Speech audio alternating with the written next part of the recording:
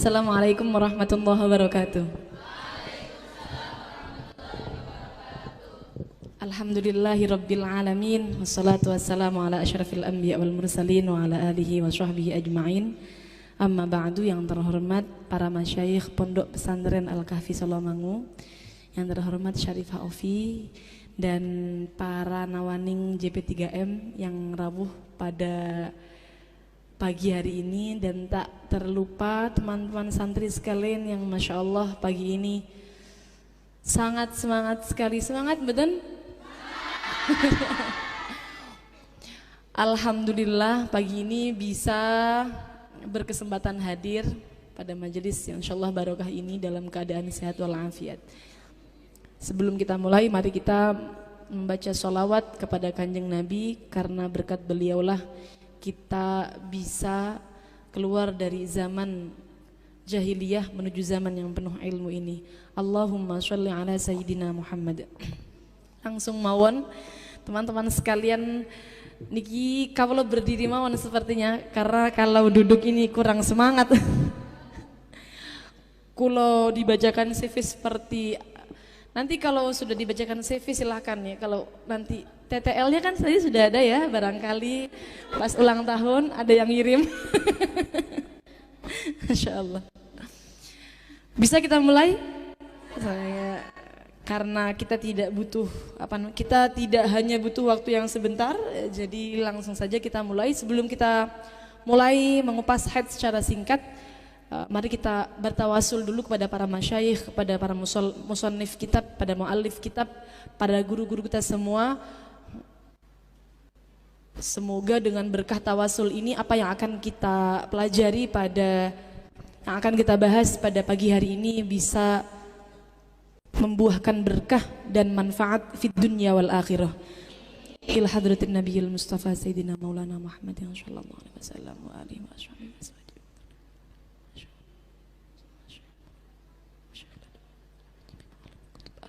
Alamna wa alamna wa ila jami'a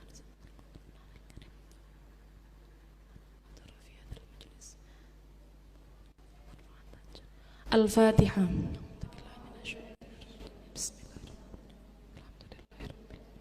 Ar-Rahmanir-Rahim, Maliki Yaumiddin.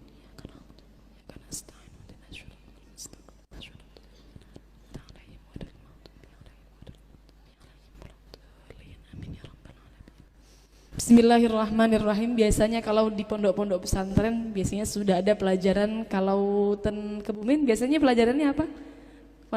Pelajaran haidnya? Pakai Risalatul Mahid yang bahasa Jawa niku? Oh, nggih. Sekarang kurang lebihnya seperti itu. Mungkin nanti kalau panjenengan sudah pernah belajar Risalatul Mahid dan ada yang berbeda dengan apa yang saya sampaikan, nanti silahkan boleh ditanyakan. Dan nanti apa yang saya sampaikan bila nanti sekiranya perlu diulang atau kurang memahamkan atau ada yang muskilah, silahkan ditanyakan pada akhir pembahasan nanti. Monggo Mbak, itu silahkan ya. Bismillahirrahmanirrahim. Haid, hukum mempelajari haid bagi wanita baligh tentunya tadi sudah dibahas oleh Ning Zahra. Hukum mempelajarinya adalah fardhu ain. Seorang wali atau suami tidak diperbolehkan mencegah seorang wanita keluar dari rumah untuk belajar haid apabila mereka tidak bisa mengajarkannya. Jadi panjenengan semua sepertinya yang sudah hadir di sini itu sudah masuk kategori wanita yang baligh. Bahkan di Pondok Pesantren Al-Kahfi sendiri kemarin saya tanya di sini adalah SMK, SMA, mana umur yang berkisar mondok di sini itu sekitar 15 sampai 18 tahun, tentunya pasti sudah masuk kategori wanita yang baligh. Walaupun toh mempelajarinya itu wajibnya untuk yang sudah baligh, tetapi alangkah baiknya bila mana kita sebagai perempuan, sebagai seorang ibu dan calon-calon ibu sekalian nanti memberikan pendidikan haid sejak dini kepada anak-anak kita nanti. Karena kenapa? Karena kalau kita tidak memberikan pelajaran haid sejak dini, biasanya teman-teman anak-anak itu ya, anak-anak yang SD atau sekarang kan banyak SD sudah mulai mengalami haid, itu mereka akan malu untuk speak up atau mereka akan malu bilang sama orang tuanya karena mereka menganggap ini hal yang tabu. Malu keluar darah, sehingga biasanya anak-anak kecil itu kalau dibahas singgung, sudah haid belum? apa sih? Karena adik saya sendiri seperti itu. Adik saya sendiri seperti itu. Sudah haid belum? Apa sih bahas-bahas haid? Nah, jadi karena malu. Jadi supaya kita tanamkan bahwa sebenarnya haid itu bukan hal yang memalukan, hal yang menjadi kodrat seorang wanita dan harus dipelajari sejak dini. Mungkin diberikan pendidikannya ya jangan terlalu luas karena biasanya anak kecil itu kan tidak mau ambil pusing ya. Jadi yang penting kita pendidikan. Nanti kalau sudah besar akan mengalami haid. Haid itu seperti ini, seperti itu. Jadi apa namanya? Supaya mereka tidak kaget ketika mengalami haid. Karena banyak sekali pertanyaan-pertanyaan masuk anak-anak kecil umur 10 tahun, umur 11 tahun sudah mengalami haid bahkan sudah mengalami istihadah. Jadi jangan menunggu baligh untuk belajar tapi ajarkan sejak dini sebelum mereka baligh tentang secara singkat hukum-hukum haid. Mari kita lanjutkan. Haid sendiri secara artinya adalah darah yang keluar dari farji seorang wanita yang sudah mencapai usia 9 tahun Hijriah, kurang 16 hari kurang sedikit. Bukan disebabkan melahirkan, juga bukan disebabkan penyakit pada kemaluan atau luka. Jadi untuk haid boleh langsung di slide. Untuk haid sendiri tadi pengertiannya itu ada minimal usianya. Minimal usia perempuan yang mengeluarkan darah haid adalah 9 tahun kurang 16 hari kurang sedikit. Oh kalau seperti itu ulang lagi slide-nya Mbak. Kurang 16 hari kurang sedikit, bukan disebabkan melahirkan. Jadi kalau semisal keluarnya belum mencapai usia 9 tahun Hijriah kurang 16 hari kurang sedikit, tentunya bukan dikatakan darah haid, melainkan dikatakan darah fasad atau darah istihadah. Jadi patokannya usianya 9 tahun Hijriah, kurang 16 hari kurang sedikit. Kalau semisal darah itu keluar sebelum usia ini sampai melebihi usia ini, semisal 9 tahun Hijriah kurang 20 hari mengeluarkan darah. 9 tahun Hijriah kurang 20 hari mengeluarkan darah. Keluar darah selama 10 hari. Jadi kan sebagian darah masuk pada usia yang belum mencapai minimal usia haid. Sebagian darah masuk pada usia, keluar pada usia yang sudah masuk minimal haid. Maka yang darah yang keluar belum mencapai usia 9 tahun Hijriah kurang 16 hari kurang sedikit, hukumnya masih istihadah. Yang sudah masuk hukumnya haid. Jadi diperinci. Kalau semisal tadi kasusnya 10 hari, maka berarti 9 tahun kurang 20 hari, keluar darah 10 hari, maka berarti 4 hari lebih sedikit hukumnya adalah istihadah, dan sisanya 6 hari kurang sedikit hukumnya adalah haid. Jadi diperinci. Yang sudah masuk usia minimal berarti haid, yang belum berarti istihadah. Simpelnya seperti itu. Dan juga yang perlu kita tekankan adalah darah yang keluar dari farji ya. Berarti kalau bukan dari farji tentunya bukan darah haid, tetapi sunnah untuk wudhu. Misal darah itu keluar dari jalan belakang, dubur ya, maka ini bukan haid melainkan tetap sunnah untuk mandi. Bukan wajib tapi sunnah untuk mandi.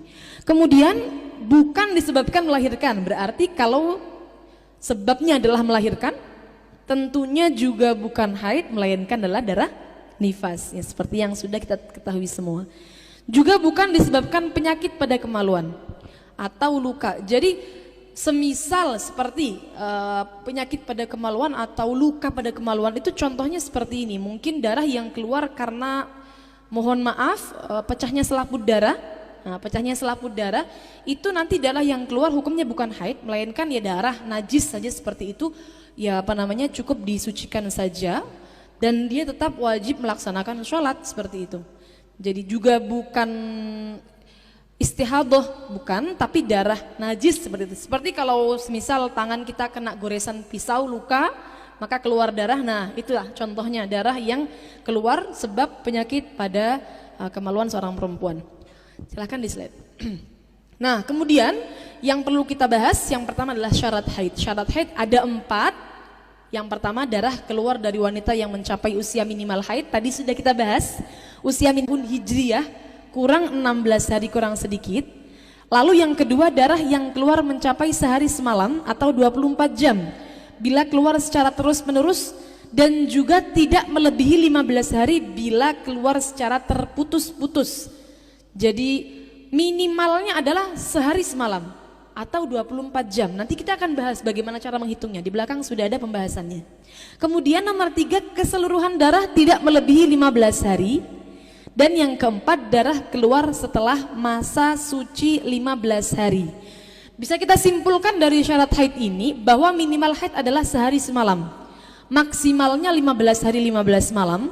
Umumnya 6 sampai 7 hari dan minimal masa suci adalah 15 hari. Minimal masa suci yang memisahkan antara haid dan haid adalah 15 hari. Bila tidak memenuhi syarat salah satu syarat di atas, maka bukan haid hukumnya. Jadi semisal nomor 1 tidak terpenuhi, keluar dari wanita yang belum mencapai usia minimal, maka tentunya bukan haid.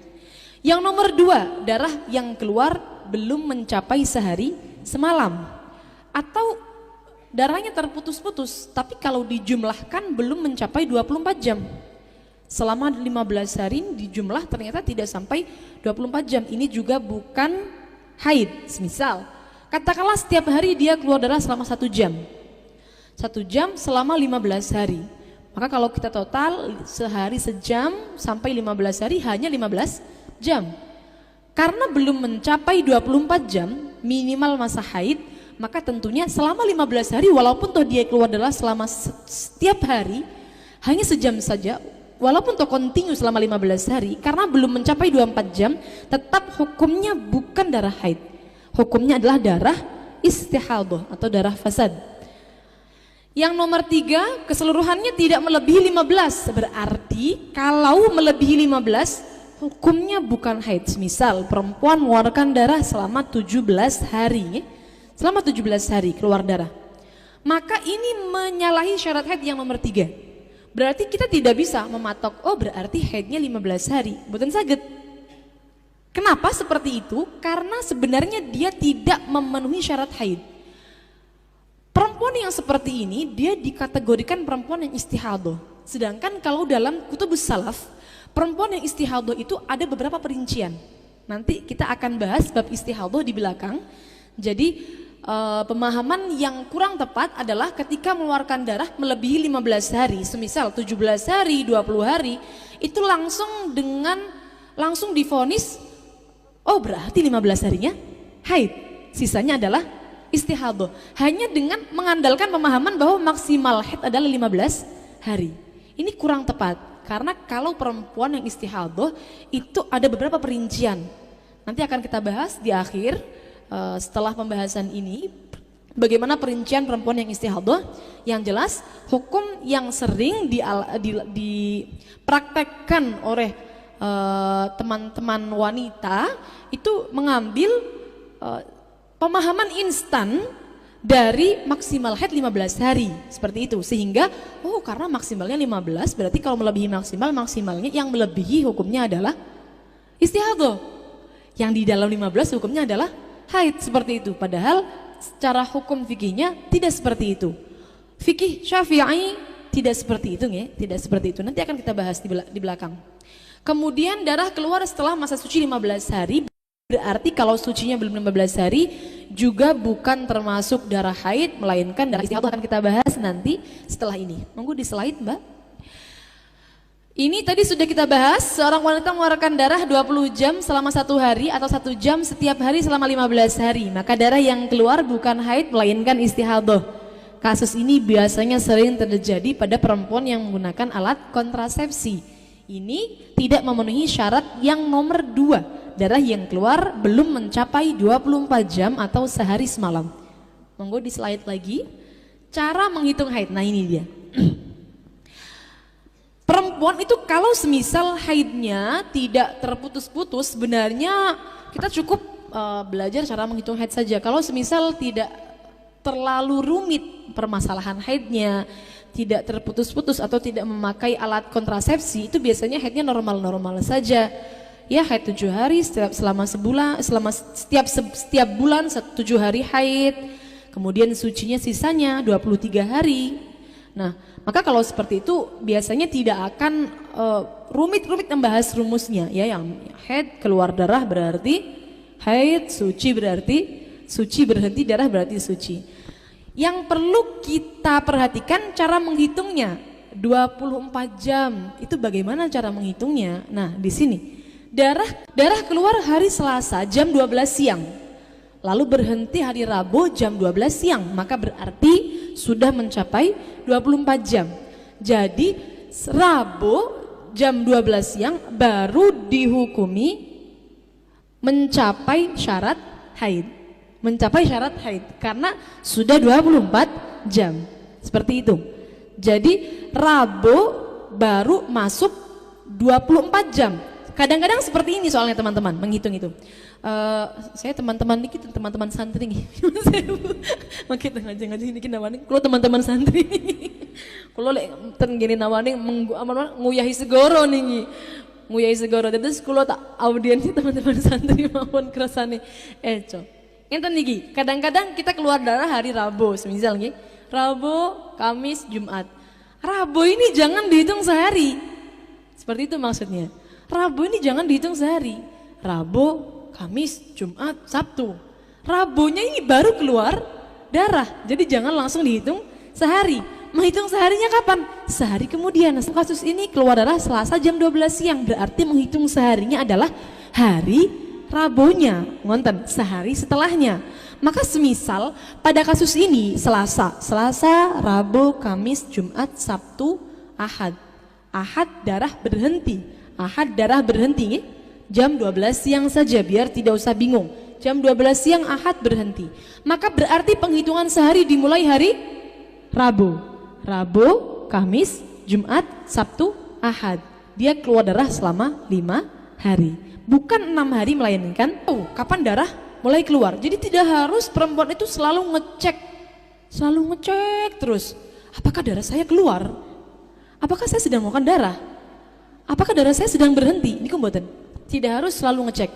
Kapan perempuan itu wajib ngecek darah keluar? Semisal mendekati atau semisal kerasa. Semisal mendekati hari-hari adat haidnya. Nah, itu baru mulai semisal sucinya sudah mendekati 23. Saya suci biasanya 23. Oh, berarti kalau mendekati waktu sucinya selesai atau haidnya keluar, maka disinilah perempuan itu wajib lebih sering untuk ngecek apakah dia sudah mengalami menstruasi, haid atau belum. Nah, semisal seperti ini, dia tidak tahu ini darah, semisal mungkin ya duha, kan subuh kegiatan, lalu waktu duha mau sholat duha kejeding. Loh, ada darah. Sejak kapan darah ini? Kan dia ragu-ragu nih, sejak kapan darah ini? Maka tidak usah ragu, tidak usah bingung, dia dihitungnya sejak tahu kapan darahnya keluar. Jadi semisal tahunya pas duha, berarti keluarnya duha. Seperti itu nggih? Keluarnya duha. Berarti 24 jamnya besok duha, seperti itu. Jadi tidak usah bingung, semisal kok sudah keluar darah, sejak kapan darahnya keluar? Dihukuminya haid adalah sejak dia tahu bahwa dia haid. Sehingga kalau dia ragu apakah sudah 24 jam atau belum, karena kan namanya perempuan itu namanya kira-kira ya. Menghitung darah haid itu tidak bisa pasti. Darah yang saya keluarkan pasti 24 jam, tidak bisa. Karena kita suci, tepatnya sucinya kapanpun kita tidak tahu. Yang kita tahu adalah saat ngecek, alhamdulillah sudah suci. Tapi kan kita tidak tahu darahnya berhenti sejak kapan. Keluar darah saat itu saya tahu kalau saya keluar darah, tapi tidak tahu darahnya sejak kapan keluarnya. Tepatnya sejak kapan. Sehingga kalau ragu apakah sudah 24 jam atau belum, maka khilaf. Menurut Imam Ibnu Hajar bukan haid, namun menurut Imam Romli hukumnya adalah haid. Jadi longgar, panjenengan silahkan mau ikut yang Imam Romli hukumnya sudah haid, sehingga berarti semisal darahnya berhenti kebetulan, ini sudah 24 jam atau belum, maka kalau tidak mau qodok sholat ya berarti ikut Imam Romli yang mengatakan darahnya sudah haid. Karena perempuan yang haid itu kan tidak wajib mengodok sholat, tidak wajib mengodok sholat saat haid, bukan berarti terlepas dari kewajiban mengkodok ya, nanti akan kita bahas di akhir kewajiban mengkodoknya. Kalau mengikuti Ibnu Hajar kan berarti selama 1 hari itu dia tidak sholat, semuanya wajib diqodho. Nah seperti itu. Jadi kalau ragu apakah sudah 24 jam atau belum, maka khilaf menurut Imam Ibnu Hajar bukan haid, namun menurut Imam Nawawi sebaliknya hukumnya. Tapi ternyata setelah dicek menggunakan kapas masih ada cairan coklat, masih ada cairan keruh, masih ada cairan kuning. Jadi seperti itu, maka kalau seperti ini hukumnya dia belum suci. Berhenti bila ada cairan bening atau cairan putih atau tidak ada cairan sama sekali. Yang kita tekankan mengeceknya tidak boleh hanya bagian zahir saja. Bagian zahir itu adalah yang disucikan saat istinja. Misal duduk jongkok itu kan yang wajib disucikan. Nah, ini agak ke dalam sedikit. Tidak, insya Allah tidak sakit, tidak masalah dan tidak membahayakan. Yang penting ya kan tidak terlalu dalam, tidak membahayakan, jadi tidak masalah. Itu yang harus diperhatikan, karena biasanya di area luar itu kan sudah sering terbasuh air istinja, ya, sudah sering terbasuh air istinja, semisal sering pipis mungkin ya, jadi kan sering terbasuh. Oleh karenanya darahnya sebenarnya masih keluar, tapi belum sampai area paling luar, paling zahir yang wajib disucikan saat istinja, sehingga sebenarnya dia masih haid. Tapi karena di luarnya itu sering disucikan, jadi darahnya tidak ketahuan ya kalau dia masih dalam keadaan haid, sehingga mengecek apakah dia suci itu agak ke dalam sedikit dari area yang tidak wajib disucikan saat istinja. Kemudian bila masih ada cairan kuning dan keruh, maka hukumnya khilaf seperti yang akan kita bahas pada pembahasan selanjutnya. Nah, ini permasalahan setiap wanita pada setiap bulannya biasanya itu ragu-ragu, saya ini sudah suci atau belum. Itu pasti setiap wanita. Kalau cairan itu kuning dan keruh, maka hukumnya khilaf. Sudah seperti itu saja, khilaf. Kita akan bahas setelah ini cairan kuning dan keruh. Yang jelas kalau kita bahas sesuai dengan poin yang pertama, yang sepakat para ulama itu adalah suci ditandai dengan cairan bening. Kita yang haid melihat keadaan darahnya setiap menjelang akhir waktu sholat, menjelang tidur, dan lebih sering saat menjelang kebiasaan sucinya. Tidak harus setiap jam itu ngecek, bukan harus, tapi setiap menjelang akhir waktu sholat. Kenapa kok menjelang akhir waktu sholat? Karena supaya tahu sebenarnya pada saat sholat, waktu sholat ini saya wajib sholat buatan. Karena semisal pada saat akhir waktu sholat dicek suci, berarti kan dia punya tanggungan sholat pada waktu itu, ya? Jadi kenapa kok menjelang akhir waktu sholat? Karena berkaitan dengan kewajiban sholatnya. Lalu menjelang tidur dan lebih sering saat menjelang kebiasaan sucinya. Silahkan di slide. Warna darah haid. Warna darah haid ada 5. Sebenarnya warna darah apa saja ini ya? Ini warna darah secara umum. Itu ada 5, hitam, merah, coklat, kuning, dan keruh. Hitam, merah, coklat, kuning, dan keruh. Hukum darah atau cairan kuning dan keruh adalah khilaf. Menurut pendapat Asy'ah yaitu haid. Menurut pendapat Asy'ah yaitu haid. Berarti kalau kita simpulkan, pendapat muqabilul Asy'ah adalah tidak haid. Jadi semisal panjenengan di akhir masa suci, di akhir masa haid itu kan biasa mengeluarkan cairan kuning atau keruh. Kadang-kadang malah yang sering itu yang lama itu cairan kuning dan keruhnya ya, biasanya yang lama seperti itu. Maka ya tergantung setiap personalnya mau ikut yang Asy'ah atau mau ikut yang muqabil Asy'ah. Tapi saya sampaikan jadi karena khilaf ada pendapat ulama kontemporer. Ulama kontemporer ini termasuk salah satunya adalah para ulama, para masyayikh Azhar, Universitas Al-Azhar. Beliau itu menyatukan dua pendapat dengan cara seperti ini. Kalau darah haid setelah itu disusul langsung dengan cairan kuning dan keruh, maka berarti hukumnya adalah haid.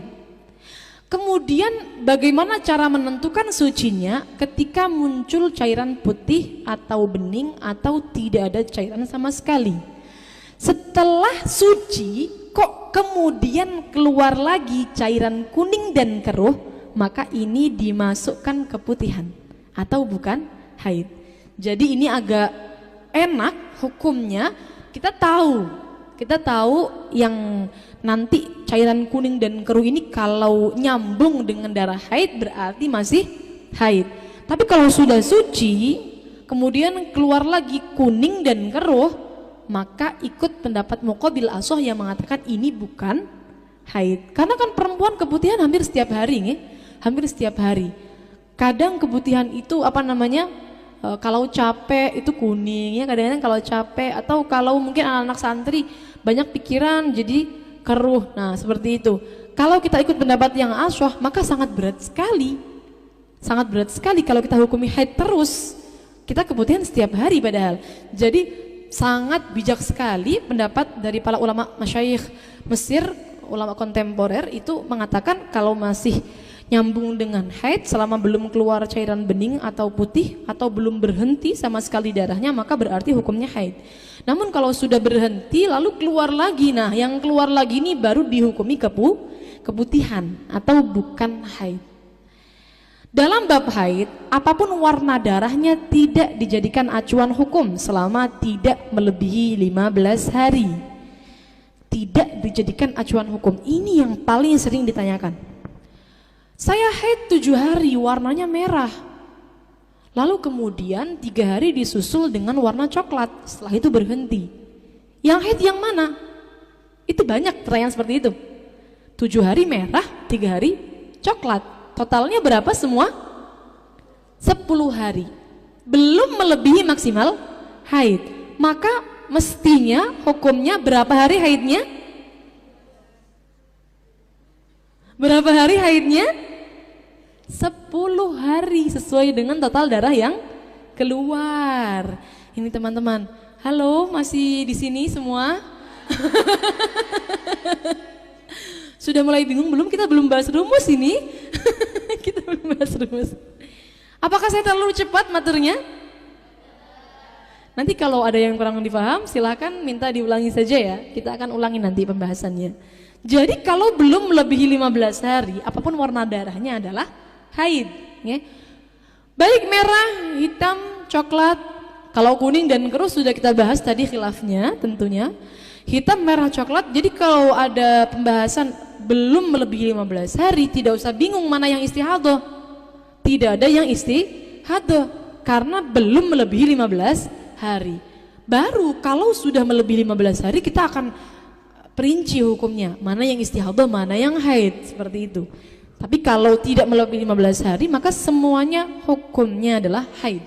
Yang harus dilakukan saat datangnya darah dalam waktu yang mungkin haid adalah menjauhi segala hal-hal yang haram dilakukan wanita yang haid meski darah yang keluar belum mencapai 24 jam.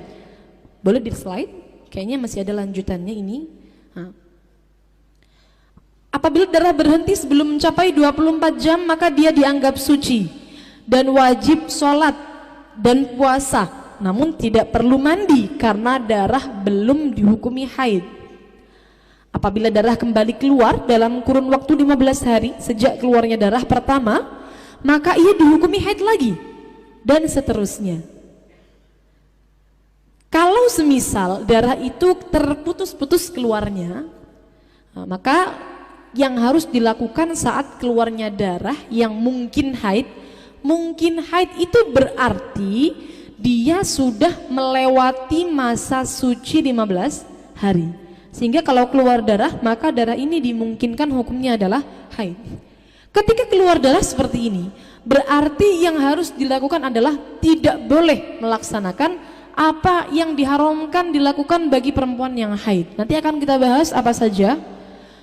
Dia harus memposisikan dirinya sebagai wanita yang haid. Ada beberapa keharaman yang tidak boleh dilakukan oleh wanita yang haid, harus ditinggalkan. Semisal sholat, puasa harus dihentikan walaupun toh darahnya belum mencapai 24 jam.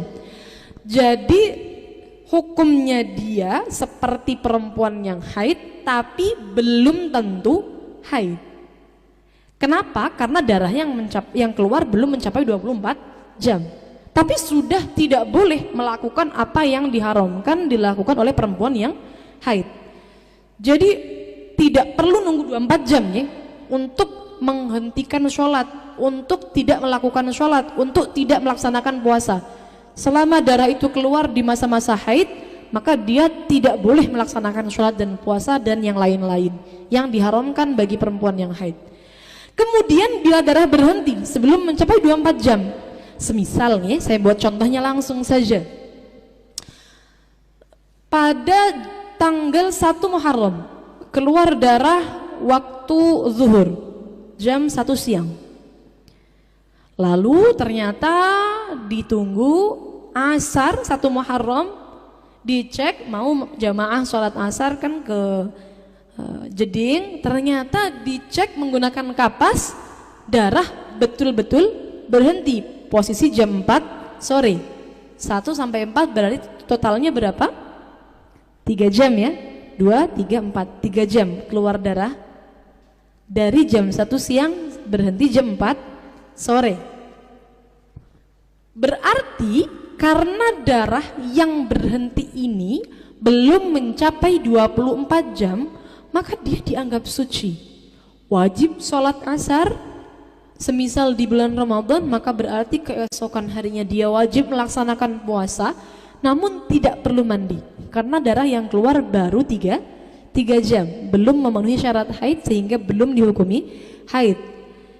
Panjenengan pernah dengar seperti ini tidak?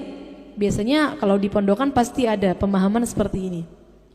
Waduh, darah saya berhenti padahal belum 24 jam. Tak tunggu sampai 24 jam barangkali keluar lagi. Iya betul?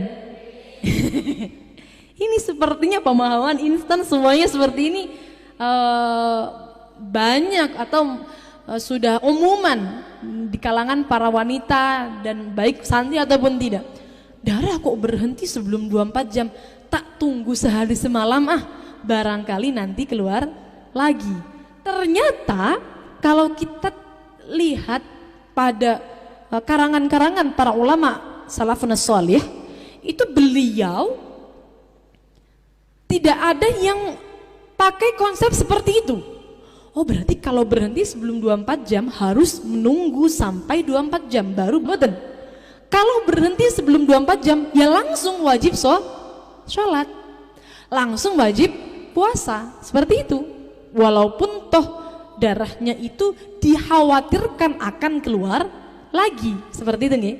Jadi ini mungkin pemahaman yang harus kita rubah untuk teman-teman sekalian, bahwa darah yang berhenti belum mencapai 24 jam tidak perlu ditunggu sampai 24 jam.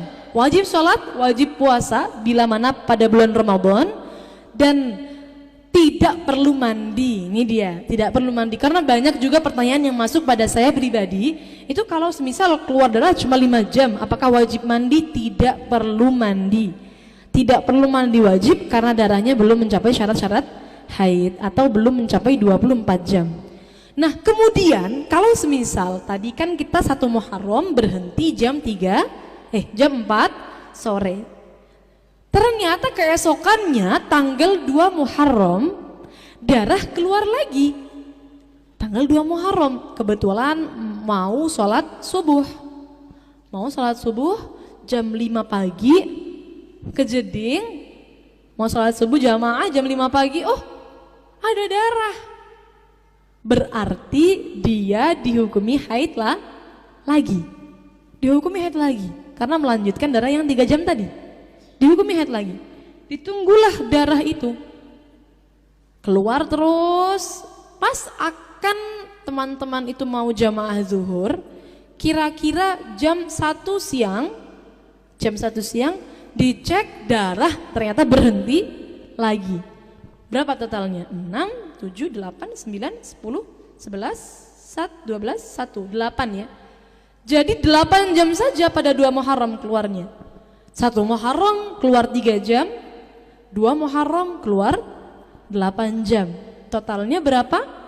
Masih 11 jam, belum mencapai 24 jam. Hukumnya masih sama dengan yang awal tadi. Berarti zuhur dia wajib melaksanakan sholat. Wajib mandi atau tidak? tidak wajib mandi karena darahnya baru mencapai 11 jam. Begitu seterusnya sampai 15 hari. Jika darah sudah mencapai 24 jam lalu berhenti, maka ia dihukumi suci, wajib mandi dan melaksanakan sholat dan puasa. Tidak diperbolehkan menunggu hingga keluar waktu sholat menurut pendapat mu'tamad.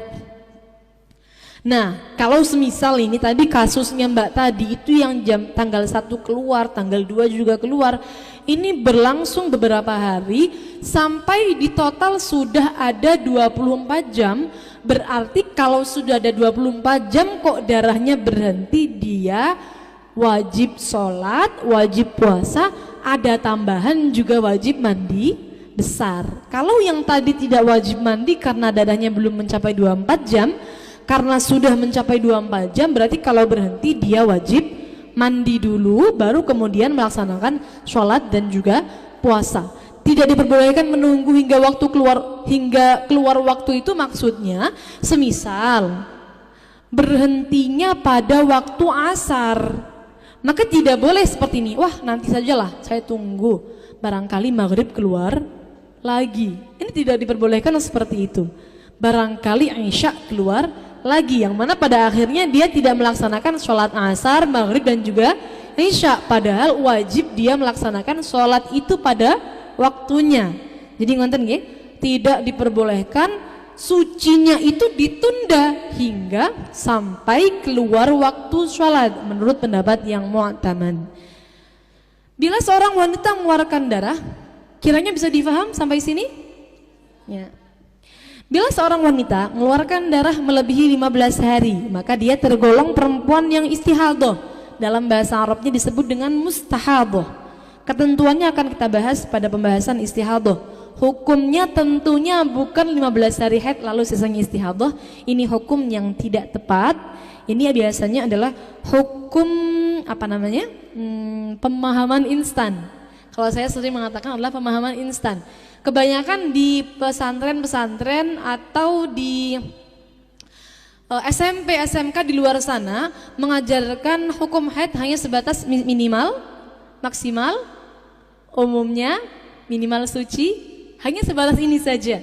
Tidak ada perincian, oh nanti kalau seperti ini hukumnya berapa istihadah, berapa haid, tidak ada. Tidak ada perincian rumus-rumus haid, tidak ada. Jadi hanya sebatas ini, sehingga pemahaman instan saja, oh kalau melebihi 15 berarti yang 15 karena tidak, ya karena maksimalnya haid 15-nya haid, sisanya istihadah. Ini pemahaman instan yang ternyata kurang tepat. Yang ternyata kurang tepat kalau dipaskan dengan hukum dalam mazhab Syafi'iyah. Boleh di slide? Masa suci. Nah ini kita bahas masa suci dulu. Minimal suci yang memisahkan antara dua haid adalah 15 hari dan maksimalnya tidak terbatas. Minimalnya 15 hari, maksimalnya tidak terbatas. Kalau semisal setiap bulan dia mengalami haid dan suci yang normal, maka dia tidak akan susah-susah untuk memahami rumus haid. Tapi siklus perempuan tidak bisa ditebak. Panjenengan mungkin di pondok sekarang siklusnya normal. Setiap bulan haid 1 kali. Ya sucinya 20, 25, haidnya 7 hari, 8 hari, 6 hari. Begitu setiap bulannya. Tapi biasanya nanti kalau sudah menikah itu hormonnya akan berubah. Bahkan belum kena pil KB itu kadang-kadang ada teman-teman yang setelah menikah itu hormonnya langsung berubah sehingga haidnya Nah, perlulah kita fahami dulu sebelum nabilah mengalami, barangkali dibutuhkan. Kalau normal maka tidak perlu kita bahas lagi. Yang akan kita bahas bila masa sucinya kurang dari 15 hari. Ini dia, kita mulai rumus-rumusnya. Bila masa suci kurang dari 15 hari, maka ada dua perincian. Yang pertama, darah kedua keluar dalam masa 15 hari. Terhitung sejak keluar darah semuanya adalah haid. Bila darah kedua, Ini sepertinya ada kesalahan ketik. Sebentar, teks aslinya saya bukakan dulu. Oh iya, ini baru saya kasih tadi malam soalnya. Jadi tukang editnya maklum. Sebentar.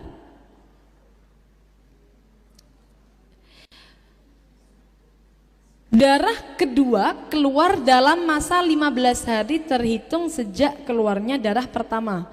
Maka hukumnya diperinci. Nah, itu dia.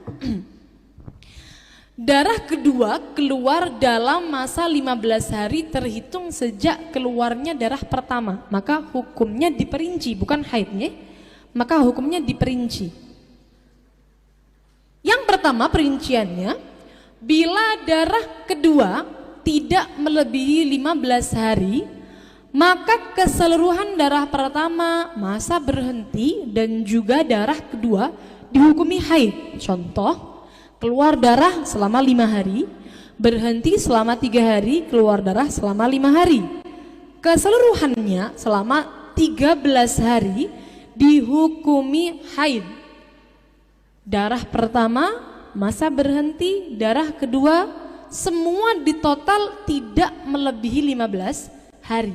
Maka rumus paling mudah ini adalah semuanya hukumnya adalah haid. Darah pertama masa berhenti, darah kedua semuanya haid. Dalam kasus ini contohnya tadi 5 ditambah dengan 3 ditambah dengan 5. Totalnya adalah 13 hari. Maka darah pertama 5 hari hukumnya haid, masa berhentinya 3 hari hukumnya juga haid, darah kedua selama 5 hari hukumnya juga haid. Jadi total haidnya selama 13 hari.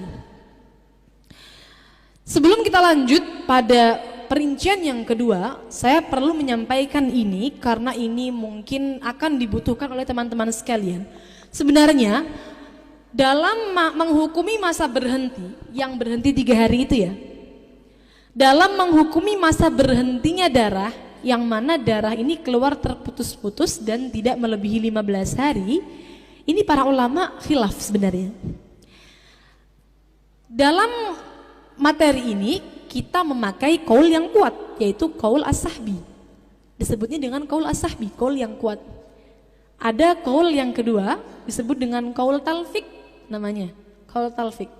Qaul talfik ini menghukumi berhenti 3 hari itu suci. Maksudnya bagaimana? Ibadah-ibadah yang dilakukan di dalamnya hukumnya adalah sah. Semisal kalau kita rincikan kan seperti ini, dia haid selama 13 hari kalau menurut qaul as-sahbi, qaul yang kuat. Maka berarti buntutannya atau setelahnya itu akan punya qada puasa. Semisal ini kasus terjadi pada bulan puasa. Kalau mengikuti qaul yang kuat berarti qada puasanya berapa hari? Qada puasanya 13 hari sejumlah dengan hari haidnya. Perempuan yang haid wajib mengqada puasa. Berhubung haidnya itu 13 hari, maka berarti keseluruhan darah selama 13 hari wajib untuk diqada. Walaupun toh pada masa berhenti 3 hari dia melaksanakan puasa. Sudah puasa itu 3 harinya, ternyata haid hukumnya, maka walaupun toh sudah puasa tetap wajib diqada 3 harinya. Jadi total qadanya 13 hari. Tetapi kalau kita mengikuti qaul talfik, qaul yang di bawahnya qaul as-sahbi, maka 3 hari dia puasa hukumnya adalah sah, tidak perlu diqada. Kalau semisal kasusnya hanya seperti ini, ngodok 3 hari kan tidak berat ya. Coba kita rubah contohnya. 1 hari keluar darah, 13 hari berhenti, 1 hari keluar darah. Totalnya berapa? 15 hari. Berapa hari haidnya menurut qaul as-sahbi? 15 hari. Berapa hari qada puasanya menurut qaul as-sahbi? 15 hari. Apakah 13 hari masa berhenti dia wajib berpuasa? Wajib, karena dia dalam kondisi darahnya berhenti. Kan berat nih Kung, sudah puasa 13 hari ternyata masih wajib diqada. Ya kalau seumpama kuat maka bagus ikut kaul as-sahbi. Tapi semisal keberatan barangkali fisiknya itu sakit-sakitan semisal, maka bolehlah ikut kaul talfik. Jadi wajib qodhonya hanya berapa hari? 2 hari masa keluarnya darah. Masa berhentinya darah di mana ini tidak melebihi masa maksimal haid maka dihukumi suci, berarti ibadah, sholat dan puasanya hukumnya adalah sah. Sangat difaham pembahasan ini? Nah, silakan di slide. Ini adalah pembahasan yang pertama, perincian yang pertama, di mana darah kedua keluar di dalam masa 15 hari. Tadi sudah kita bahas perincian yang pertama, sekarang perincian yang kedua. Bila sebagian darah kedua melebihi 15 hari, maka dia dihukumi layaknya orang yang mengeluarkan darah terus-menerus dan melebihi 15 hari, atau perempuan yang istihadah. Kasus ini disebut dengan istihadah taqatu', atau bahasa Indonesianya istihadah yang terputus-putus. Perincian hukumnya akan kita terangkan pada bab istihadah. Ini kasus sering sekali terjadi. Jadi darah kedua sebagiannya masuk dalam lingkup 15, sebagiannya keluar. Jadi nyambung 15 sampai melebihi 16 terus. Contohnya seperti ini. Keluar darah 6 hari, kemudian berhenti 6 hari. Berarti totalnya berapa? 12 hari. Di hari yang ke-13 ternyata darah keluar lagi. Lanjut terus sampai berhenti di hari ke-18. Jadi keluar lagi 6 hari. Jadi 13, 14, 15, 16, 17, 18 baru berhenti. Maka kasus ini sama seperti perempuan tersebut keluar darah terus-menerus selama 18 hari. Maksudnya apa? Maksudnya tidak memenuhi syarat haid sehingga tidak bisa kita hukumi secara instan. Oh, berarti 15 harinya haid, sisanya istihadah, tidak bisa. Kasus ini harus kita kembalikan pada bab istihadah, nanti akan kita terangkan hukumnya setelah ini. Jadi panjenengan seumpama untuk niteni ya, pas genap 15 itu ada darah atau tidak? Pas genap 15. Kalau semisal ada darah sampai melebihi 16, berarti kasusnya masuk pada bab istihadah. Tapi kalau tidak ada, berhenti sebelum melebihi 15, berarti semuanya adalah haid. Sangat difaham? Semisal ya, pada tanggal 1 keluar darah jam 1, maka berarti genap 15 harinya 15 hari kemudian, yaitu pada tanggal 16. Juga pada jam 1. Dilihat jam 1 ini keluar darah mboten. Kalau keluar darah sampai jam 2, semisal sampai jam 2 atau jam 3 atau katakanlah setengah 2, hanya melebihi setengah jam saja, maka langsung divonis dia mustahadah, dia perempuan yang istihadah. Kita nanti rincikan hukumnya di belakang. Tapi semisal darahnya berhenti jam 11, oh berarti haidnya semua darahnya dari tanggal 1 sampai tanggal 16 karena dia tidak sampai istihadah. Sangat difaham kasusnya? Nah, untuk pembahasan KD6, B6, KD6 ini itu nanti hukumnya akan kita bahas di belakangan saja pada bab istihadah, karena kalau kita bahas sekarang nanti panjenengan akan bingung, belum saya kasih muqaddimah tentang bab istihadah. Silahkan di slide, Mbak. Nah, dua pembahasan tadi itu kalau memang darah yang kedua keluar di dalam rangkaian 15 hari. Rumus pertama semuanya di dalam 15 hari. Rumus kedua sebagiannya di dalam, sebagiannya di luar. Sekarang untuk perincian yang selanjutnya, darah kedua keluar di luar masa 15 hari terhitung sejak keluarnya darah pertama.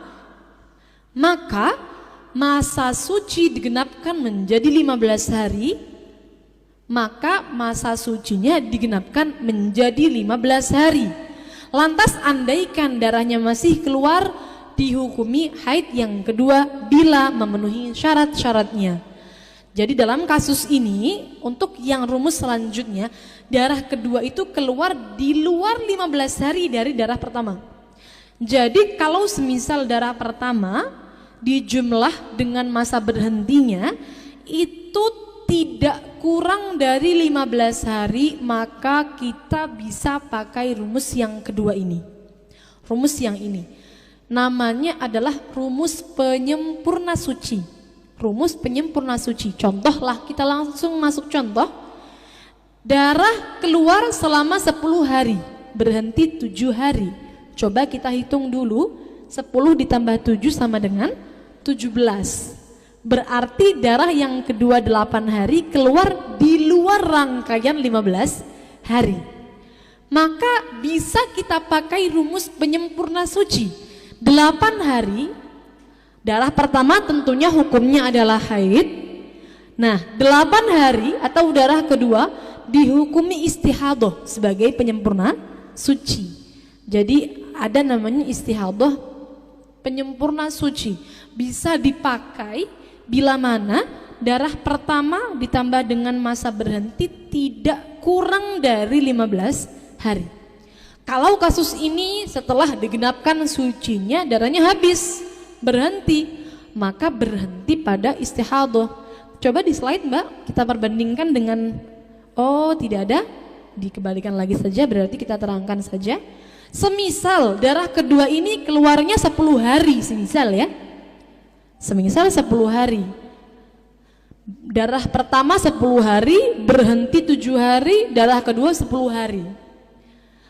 Karena konsep ini masuk pada penyempurna suci, berhentinya baru 7 hari. Padahal minimal masa suci yang memisahkan antara dua haid adalah 15 hari. Berarti kurang berapa hari? Kurang 8 hari. Maka kalau darah keduanya itu 10 hari, 8 harinya kita hukumi sebagai istihadah penyempurna suci, sisanya selama 2 hari hukumnya adalah haid yang kedua. Seperti itu. Jadi kalau memang ada sisanya dan memenuhi syarat haid, maka dihukumi haid yang kedua. Kalau tidak memenuhi syarat haid, ya berarti istihadah. Misal sisanya cuma 20 jam, sisanya cuma 15 jam, 10 jam, maka berarti juga istihadah. 8 hari lebih 20 jam. Sudah digenapkan sucinya, sudah 15, nyangkanya dia adalah sudah mulai haid, ternyata darah yang lebihannya berhenti pada 20 jam. Coba kita bahas. Tadi kita bahas sudah 10, 7, 10 ya. Kita bahas yang tidak memenuhi syarat haid dulu. Masih di slide sebelumnya. Darah 10 berhenti 7, darah yang kedua kita rubah menjadi 8 hari 20 jam. 8 hari 20 jam. Sudah kita genapkan, tadi kan sama rumusnya, berhentinya baru 7 hari, berarti sucinya kurang 8 hari. Maka 8 hari kita hukumi istihadah untuk penyempurna suci. Coba panjenengan bayangkan, semisal panjenengan mengalami kasus ini, darah keluar 10 hari, kemudian berhenti 7 hari. Kalau mengeluarkan darah, fahamnya ini darah haid atau langsung faham, oh ini saya darah istihadah. Yang mana? Haid atau istihadah? Semisal, saya ulang lagi, keluar darah 10 hari, lalu berhenti baru 7 hari.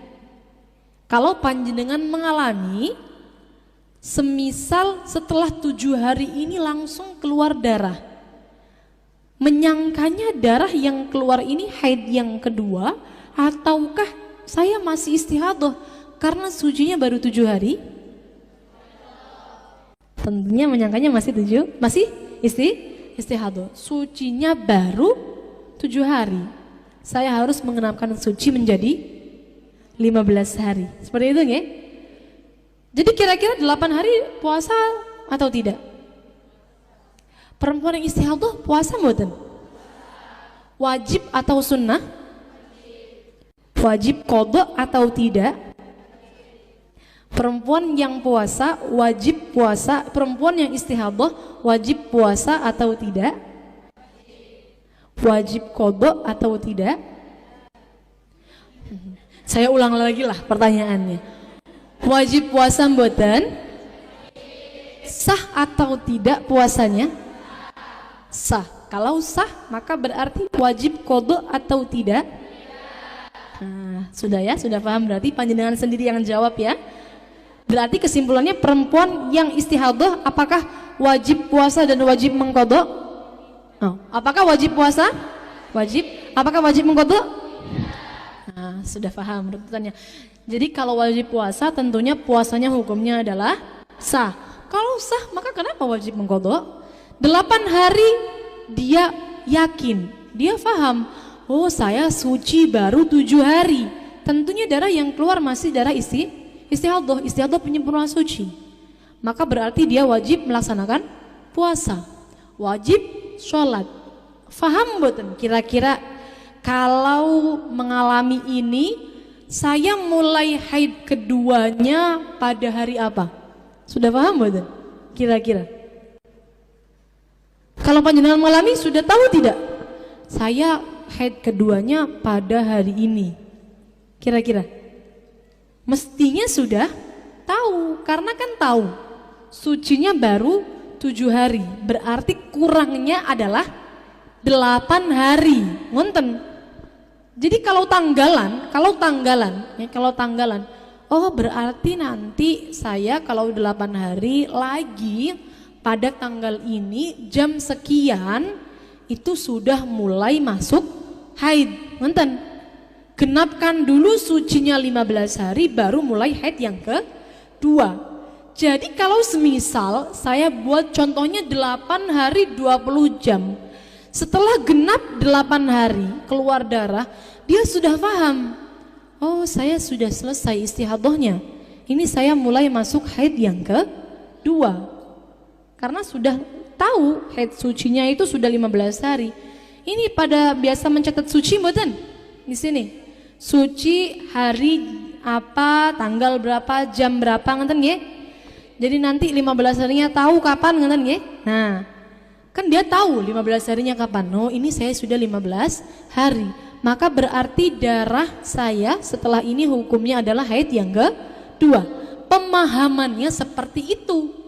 Karena orang itu kalau keluar darah pada masa-masa yang mungkin haid harus meninggalkan hal-hal yang diharamkan dilakukan oleh perempuan yang haid. Seperti kasusnya tadi, sama. Jadi kalau semisal 8 hari lebih 20 jam, ternyata ditunggu darahnya. Berhenti hanya 20 jam saja. Sudah ditunggu, dikira haid yang kedua, ternyata 20 jam kemudian darahnya berhenti. Nah, maka berarti hukumnya apakah dijadikan haid yang kedua? Apakah bisa dihukumi sebagai haid yang kedua? Apakah bisa dihukumi 20 jam tadi sebagai haid yang kedua? Tidak, karena belum memenuhi syarat haid. Syarat haid adalah 24 jam. Sehingga 20 jam itu juga termasuk istihadah. Kira-kira 20 jam tadi dia puasa dan sholat mboten? Puasa? Sholat mboten? Coba panjenengan bayangkan. Setelah menggenapi suci 15 hari, fahamnya saya sudah mulai haid. Kalau fahamnya saya sudah mulai haid, kira-kira puasa dan sholat mboten? Nah, berarti sholat dan puasa mboten 20 jamnya? Mboten, berarti nggih. Selama 20 jam mboten sholat, mboten puasa, karena fahamnya awalnya saya sudah mulai haid yang kedua. Berarti kalau darahnya hanya mencapai 20 jam saja setelah digenapi suci, hukumnya adalah istihadah. Maka kalau sudah terlanjur tidak sholat, apakah dia wajib mengqadha sholatnya? Wajib. Saged dipahami dari yang sampai sini? Maksud saya tadi, saya adalah menerangkan tentang kalau sudah digenapi masa sucinya, kalau masih ada lebihannya kan bisa dihukumi haid yang kedua bila memenuhi syarat. Contoh yang barusan yang 8 hari 20 jam itu adalah contoh kalau memang tidak memenuhi syarat. Saged difaham? Sudah, kita lanjutkan pada pembahasan selanjutnya. Tadi pembahasan kita tentang istihadah penyempurna suci selesai. Untuk pembahasan haid yang terputus-putus cuma ada rumus tadi saja. Rumus yang mana haid semua, kemudian rumus yang mana itu masuk istihadah terputus-putus, kemudian yang ketiga rumus yang mana masuk pada istihadah penyempurna suci. Sekarang kita bahas kalau keluar darahnya melebihi 15 hari. Keluar darah melebihi 15 hari disebut dengan istihadah. Bagi seorang wanita yang sudah pernah mengalami haid atau memiliki adat haid disebut dengan mu'tadah. Ada 2 perincian. Sebenarnya saya ringkas pembahasannya karena kalau kita membahas istihadah maka ada 7 perincian. Tidak akan cukup insyaallah pada hari ini, walaupun sampai maghrib insyaallah panjenengan nanti pulang-pulang dari sini langsung butuh paramek. Butuh paramek nanti, gawat malah. Nah, jadi saya ringkas saja karena audiensnya ini juga sudah 15 tahun ke atas. Saya rasa semua pasti sudah mengalami haid. Maka yang akan kita bahas hanya pembahasan mu'tadah saja. Perempuan yang sudah pernah mengalami haid. Ada 2 perincian untuk perempuan yang seperti ini. Bisa membedakan warna darah disebut dengan mumayyizah.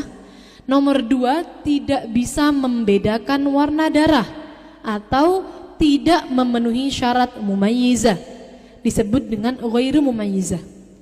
Dari 2 perincian di atas yang paling sering dialami oleh wanita adalah yang kedua, yaitu yang ghairu mumayyizah. Ini juga saya ringkas, sebetulnya kita bisa bahas juga yang mumayyizah, cuma pembahasannya agak rumit dan beberapa rumusnya itu perlu waktu yang cukup untuk membahasnya supaya panjenengan tidak terlalu bingung, karena semakin bingung akan semakin tidak paham semua nanti. Jadi biar lumayan lah yang masuk, saya ringkas juga karena saya ambil yang paling sering dialami. Tidak menafikan ada perincian mumayyizah, tapi yang paling sering dialami oleh perempuan adalah yang kedua, yaitu yang ghairu mumayyizah. Coba saya tanya dulu, panjenengan semua kalau haid apakah warna darahnya hanya satu saja? Tidak. Apakah warna darahnya bervariasi? Iya. Hitam, merah, coklat, kuning, keruh? Iya, seperti itu. Jadi sebenarnya panjenengan tahu nggih, darahnya ada bermacam-macam warna. Dicatat atau tidak perubahan warnanya dari hitam ke merah, merah ke coklat? Audiens di sini hampir semuanya menjawab tidak. Berarti panjenengan masuk kategori yang nomor 2, ghairu mumayyizah. Bukan berarti buta warna. Tidak bisa membedakan warna darah itu bukan berarti buta warna, tapi tidak mencatat perubahan warna. Yang mencatat perubahan warna pun tidak selalu bisa mumayyizah, karena mumayyizahnya syaratnya. Nonton ya. Jadi daripada kita bingung, karena mayoritas saja kita bahas hukumnya yang ghairu mumayyizah, yang tidak bisa membedakan warna darah atau tidak memenuhi syarat mumayyizah. Hukumnya adalah haidnya disesuaikan dengan adat haidnya dan istihadahnya disesuaikan dengan adat sucinya. Kita bahas terlebih dahulu apa itu adat. Adat haid atau siklus haid yang dimaksud adalah jumlah haid dan suci terakhir sebelum istihadah. Semisal bulan Muharram haid 7 hari, suci 23 hari. Kemudian bulan Shafar keluar darah selama 20 hari. Maka haidnya yang pada bulan Shafar karena dia mengalami istihadah hanya 7 hari sesuai dengan haid terakhir, dan sisanya selama 13 hari hukumnya adalah istihadah. Seperti ini teman-teman sekalian. Perempuan itu kalau setiap bulannya ada yang ajeg itu apa? Rutin. Nah, rutin terus. Kalau haid pasti 7. Kalau suci pasti 23. Ada yang seperti itu. Haidnya 7, suci 23. Haidnya 7, suci 23. Tidak pernah berubah-berubah. Ada yang seperti itu? Di sini ada. Ada juga yang seperti ini. Haidnya 7, sucinya 20, kadang 21, kadang 22, kadang 23. Banyak yang seperti ini? Nah, banyak. Kalau semisal adat haidnya tidak berubah, maka sudah pasti itu yang kita pakai adat haidnya. Semisal tadi contohnya 7 hari haid, 23 hari suci, maka ya itu yang dipakai. Wong tidak berubah, haidnya seperti itu terus. Adat itu harus 2 ya, haid dan juga suci. Jadi panjenengan itu jangan sampai lupa mencatat suci. Yang dicatat jangan haidnya saja, haid plus suci sepaket. Kalau nanti mencatatnya haidnya saja ketika mengalami pendarahan berbulan-bulan, maka akan rancau nanti hukumnya. Jadi mencatat adat itu harus sepaket, haidnya berapa, sucinya berapa. Kalau runtuh terus setiap bulan seperti itu, maka maklum adatnya pasti 7 hari haidnya, 23 hari suci. Tapi kalau berubah-ubah setiap bulannya, dan ini mayoritas atau banyak sekali perempuan yang mengalami, maka yang dijadikan patokan yang mana adatnya, yaitu adalah adat haid dan suci terakhir sebelum istihadah. Itu yang dijadikan patokan. Semisal kasus tadi, Safar istiharam, bulan Oktober istihadah, yang dijadikan patokan adalah bulan September. Berapa hari haid dan juga sucinya yang dijadikan patokan 11 hari. Maka dia tidak diperbolehkan melakukan hal-hal yang diharamkan bagi perempuan yang haid.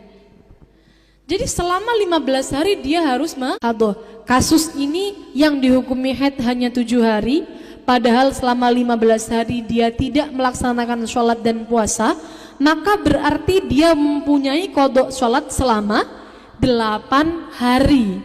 Haidnya 7 hari, istihadah 13 hari, qadha sholatnya selama 8 hari. Kemudian qadha puasanya kira-kira berapa? Qadha puasanya 8 hari atau 15 hari atau 23 hari? Orang yang tidak melaksanakan puasa apakah wajib mengqadha puasa? Berapa hari dia tidak melaksanakan puasa? Berapa hari dia tidak melaksanakan puasa? 15 hari, ya kan? Dari awal sampai 15 hari tidak melaksanakan puasa kan? Selama 15 hari tidak melaksanakan puasa, apakah puasanya wajib diqadha? Nah, berarti qadha puasanya yang wajib adalah 15 hari, bukan hanya 8 hari, karena waktu dia haid pun juga wajib diqadha puasanya. Berbeda dengan sholat. Kalau sholat memang saat haid, sholat yang ditinggalkan itu tidak wajib untuk diqadha, bahkan tidak boleh, tidak sah hukumnya untuk diqadha. Kenapa? Karena menimbulkan masyaqqah. Sholat sehari berapa kali? 5. Coba bayangkan, 7 hari haid, 7 kali 5, berarti berapa kali sholatan? 35. Setiap bulan semisal dia wajib mengqadha sholat, maka dia punya tanggungan qadha sholat selama 35 hari. Yang wajib sholat yang ada saja, yang setiap hari 5 waktu saja itu harus dibangunkan subuhnya, Aisyahnya diingatkan lagi, apalagi wajib qadha 35 hari setiap bulan. Itu kalau haidnya 7 hari. Kalau haidnya 15 hari, maka 5 kali 5, 15. Berapa itu kira-kira? 75 sholat. Mampu atau tidak? Tidak kira mampu ya. Jadi untuk perempuan yang haid, sholatnya tidak wajib diqadha. Berbeda dengan puasa. Maka kalau tadi kasusnya 15 hari dia menanti, apakah dia haid ataukah dia mustahadah, ataukah dia istihadah, ternyata dia mustahadah. Sudah kadung boten sholat, sudah kadung boten puasa selama 15 hari, ternyata yang dihukumi haid hanya 7 hari, qadha puasanya tetap 15 hari. karena masa dia haid itu juga puasanya tetap wajib untuk diqadha. Saged difahami? Wajib mandi, yaitu pada akhir hari ke-15. Kok bisa pada akhir hari ke-15 wajib mandi? Karena pada saat itu dia faham kalau saya ini istihadah. Berarti pada hari ke-16 dia sudah wajib untuk melaksanakan sholat. Sedangkan dia kan haid yang 7 hari itu belum mandi besar sama sekali. Sehingga wajib mandinya untuk bulan pertama bagi ghairu mumayyiza adalah di akhir hari yang ke-15. Saged difaham perincian ini? Nah, silahkan di slide saja. Kemudian darah perempuan yang hamil tetap dihukumi haid apabila memenuhi syarat-syarat haid. Sebenarnya untuk kalau kita bahas darah perempuan yang hamil, perinciannya itu ada 2 sebenarnya, khilaf sebenarnya nih. Cuma kita ikut qaul yang ashah saja, qaul jadidnya Imam Syafi'i. Beliau mengatakan darah perempuan yang hamil tetap dihukumi haid apabila memenuhi syarat-syarat haid. Walaupun sebenarnya ini tidak sejalur dengan medis. Kalau medis itu perempuan yang hamil tidak mungkin mengalami menstruasi. Wonten. Tapi menurut Imam Syafi'i, qaul jadidnya itu bisa mengalami menstruasi dan nyatanya ada. Walaupun jarang saya kemarin podcast itu juga menjelaskan tentang ini bahwa saya mengalami sendiri, bukan mengalami. Saya menangi itu ya bahasa. Saya menyaksikan sajalah ya. Saya menyaksikan sendiri, begitu ya anak ya. Saya menyaksikan sendiri saudara saya itu 2 kali hamil, anak yang ke-5 dan ke-6 atau ke-6 dan ke-7 ya. Itu tahu kalau hamil sudah usia kandungan 6 bulan, 7 bulan. Setiap bulannya menstruasi. Bahkan yang nyuruh periksa itu saudaranya. Sampean kok gendut? Coba, kan beliau itu kecil badannya, langsing gitu ya. Jadi semisal hamil itu gak kelihatan kalau hamil. Ini berhubung sudah 6 bulan kan kalau ada perubahan langsung kelihatan kan ya. Karena 6 bulan biasanya sudah ada perubahan badannya itu. Sampean kok gendut? Coba sampean periksa ke dokter. Barangkali hamil, barangkali isi.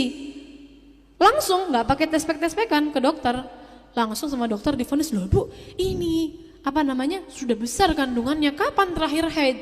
Bulan kemarin haid. Jadi semisal kalau dokter itu menghitung usia janin dari hari pertama haid terakhir, kan seperti itu kalau dokter nggih. Ini tidak bisa dihitung berapa usia janinnya. Akhirnya hanya dengan perkiraan USG itu kira-kira sudah 6 bulan. Ini senyawa dengan ucapan Imam Syafi'i yang mengatakan perempuan yang hamil itu bisa mengalami haid.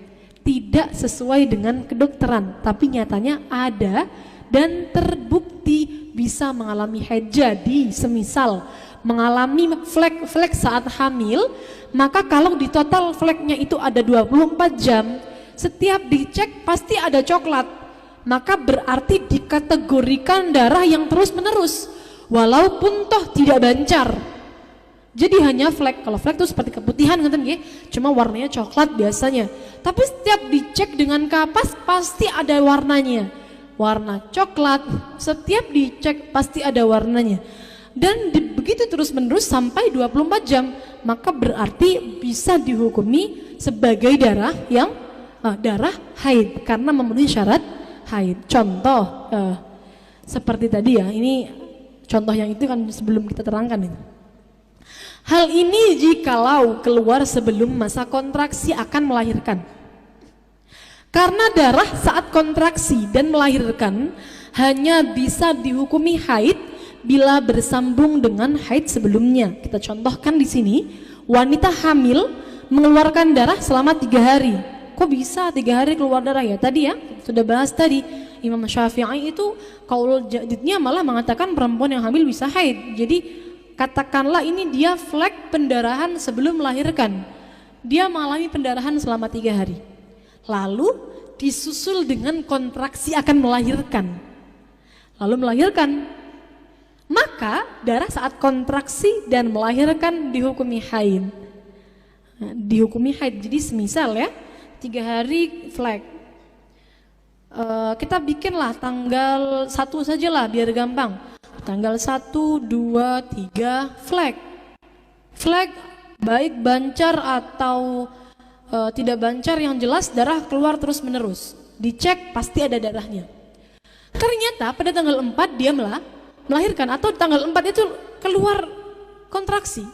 Selama tanggal 1, 2, 3 tidak ada kontraksi, masih biasa saja seperti orang hamil pada umumnya, belum ada kontraksi. Nah, tanggal 4 baru muncul yang namanya kontraksi. Nah, berarti darah saat kontraksi ini juga ikut hukumnya haid sampai dia melahirkan, juga dihukumi haid seperti itu. Dan bila tidak bersambung maka dihukumi istihadah, artinya dia tetap wajib melaksanakan sholat bila mampu. Semisal memang tidak flek sebelumnya sama sekali, kemudian saat kontraksi disusul dengan flek. Jadi flek muncul saat kontraksi, maka darah saat kontraksi hukumnya adalah istihadah karena tidak bersambung dengan haid sebelumnya. Maka berarti kalau seperti ini kasusnya dia wajib tetap sholat, selama mampu wajib tetap sholat. Kalau nggak bisa sholat yang seutuhnya, semisal tidak bisa sholat dengan ruku, wudu lengkap syarat-syaratnya, maka sholat dihormatil waktu kalau tidak bisa. Kalau memang belum saged mikir babar belas, tiang melahirkan itu kan tidak bisa kita bayangkan sakitnya, nggih. Tidak sama, setiap perempuan tidak sama. Ada yang taraf sakitnya mungkin 50%, ada yang sampai tidak bisa mikir apa-apa, hanya mikir sakit. Nah, kalau seperti ini maka qadha saja bila mana memang betul-betul tidak mampu. Boleh di slide, Mbak? Jam berapa niki? Masih semangat boten? Sudah 1 jam kita ternyata. Kira-kira pembahasan tadi bisa dipaham boten? Insya Allah nih, kita masih bahas qadha sholat, kita belum bahas qadha sholat, kita belum bahas hal-hal yang diharamkan, nanti juga belum tanya jawab. Alhamdulillah perempuan gak ada yang jum'atan. Yang pertama qadha sholat nih, qadha sholat. Jadi perempuan yang haid walaupun tidak wajib melaksanakan sholat, bukan berarti terlepas dari yang namanya qadha sholat. Bukan berarti terlepas. Dalam istilah fikih, haid itu disebut dengan mani'us shalah. Kalau panjenengan belajar Sulamut Taufik, belajar Fathul Qarib, di situ ada mawani'us shalah, hal-hal yang mencegah dilaksanakannya sholat. Ada bermacam-macam. Salah satunya adalah haid, nifas, lalu ada gila, lalu ada epilepsi, lalu ada pingsan. Nah, mawani'us shalah termasuk di dalamnya adalah haid dan juga nifas. Bukan berarti kemudian karena dia haid tidak wajib qadha sholat akhirnya terlepas. Tapi ada yang namanya ja'al mani', zalal mani'. Kalau dalam istilah pesantrennya biasanya seperti itu. Ja'al mani' dan zalal mani'. Saat datangnya haid berarti ja'al mani'.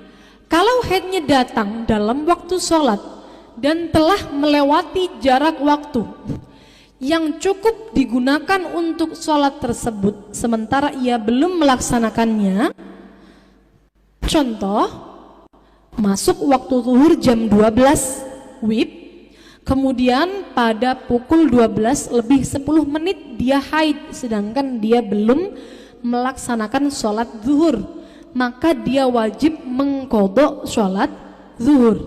Ketentuannya untuk ja'al mani' adalah ketika haidnya datang dalam waktu sholat dan sudah melewati waktu yang cukup digunakan untuk sholat seringan mungkin.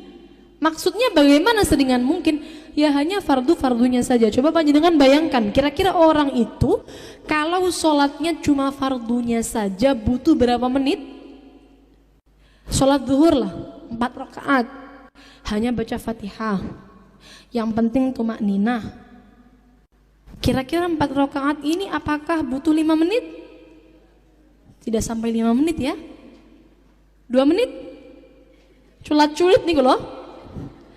Adik saya itu sholat 2 menit kayaknya ya, 3 menit ya, mungkin 2 menit, 3 menit ya, 2 menit, 3 menit insya Allah. 3 menit lah, kita bikin ganjil saja, 3 menit lah, mungkin sekitar 3 menit, tidak sampai 5 menit. Orang sholat cuma Fatihah toh, kemudian yang penting tumakninah, itu kan paling 3 menit ya, 3 menit 4 rakaat. Jadi kalau sudah lewat 3 menit waktu zuhur, kok dia belum sholat, ternyata keduluan datang haid, maka sholat zuhurnya wajib untuk diqadha. Nah seperti itu. Hal ini berlaku untuk selain daimul hadas. Untuk daimul hadas, kewajiban mengqadhanya adalah ketika datang haid dalam waktu sholat dan telah melewati jarak waktu yang cukup digunakan untuk sholat dan bersuci, sementara ia belum melaksanakannya.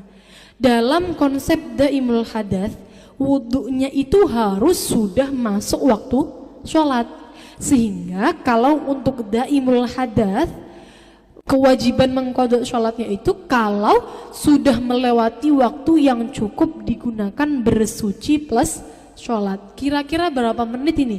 Bersuci plus sholat. Kalau untuk perempuan, nggak usah ngitung antrinya, tapi nggih, coba kira-kira berapa? Istinja, wudu, apakah cukup 5 menit? Kurang? Bagaimana itu istinjanya? Kurang 5 menit? Kurang 5 menit? Panjenengan apa saja yang dibasuh itu? Sepertinya cukup 5 menit. Saya istinja 5 menit. Panjenengan apa saja yang dilakukan itu di dalam jeding? Istinja normal. Oh, ini istihadah ya. Nyumpel-nyumpel dan lain-lain ya, kita andaikan lah wes, kita andaikan sak sholatnya, sak rukuhannya semua 15 menit beres, ngerti ya? Bisa kayaknya 15 menit beres. Jadi semisal 15 menit untuk daimul hadas, sudah lewat waktu zuhur 15 menit kok belum sholat, namun ternyata keduluan waktu haidnya, maka berarti dia wajib mengqadha sholat zuhur. Untuk ja'al mani', maka yang wajib diqadha adalah sholat saat itu saja. Tidak perlu mengqadha sholat sebelumnya, tidak perlu mengqadha sholat setelahnya, tidak perlu. Hanya sholat saat waktu itu saja. Jadi semisal di sini qadha zuhur, ya zuhur saja, tidak perlu mengqadha sholat asar. Monggo silakan di slide. Nah, untuk zalal mani' yang kedua, saat berhentinya haid. Saat berhentinya haid dalam waktu sholat dan masih tersisa waktu yang cukup digunakan untuk takbir, sisa waktu yang cukup digunakan bersuci dan sholat, ditunda. Kalau tadi ja'al mani', waktunya itu adalah yang waktu yang cukup digunakan untuk sholat seringan mungkin.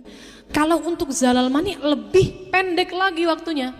Semisal maghrib itu jam 6 tepat, ini dia dijeding untuk ngecek itu jam 5 lebih 59 menit lebih 30 detik.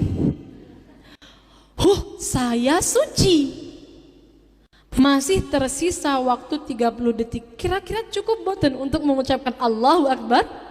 Sangat cukup sekali. Jadi walaupun hanya tersisa waktu 30 detik saja, karena cukup untuk mengucapkan takbir, maka berarti dia wajib qadha sholat asar. Sangat dipaham?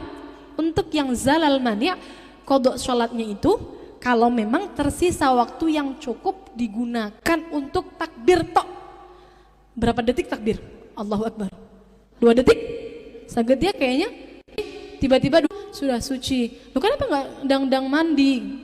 Sudah mepet padahal waktunya untuk digunakan sholat, ditunda-tunda mandinya sampai keluar daripada waktu sholat. Jadi tidak diperbolehkan seperti itu. Kalau memang bisa dilakukan pada waktunya, maka harus dilakukan pada waktunya. Silakan di slide.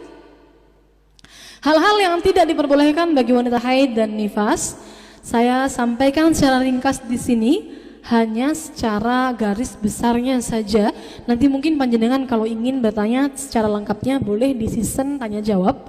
Yang pertama, sholat baik wajib maupun sunnah haram dilakukan bagi perempuan yang haid, namun tidak wajib untuk diqadha.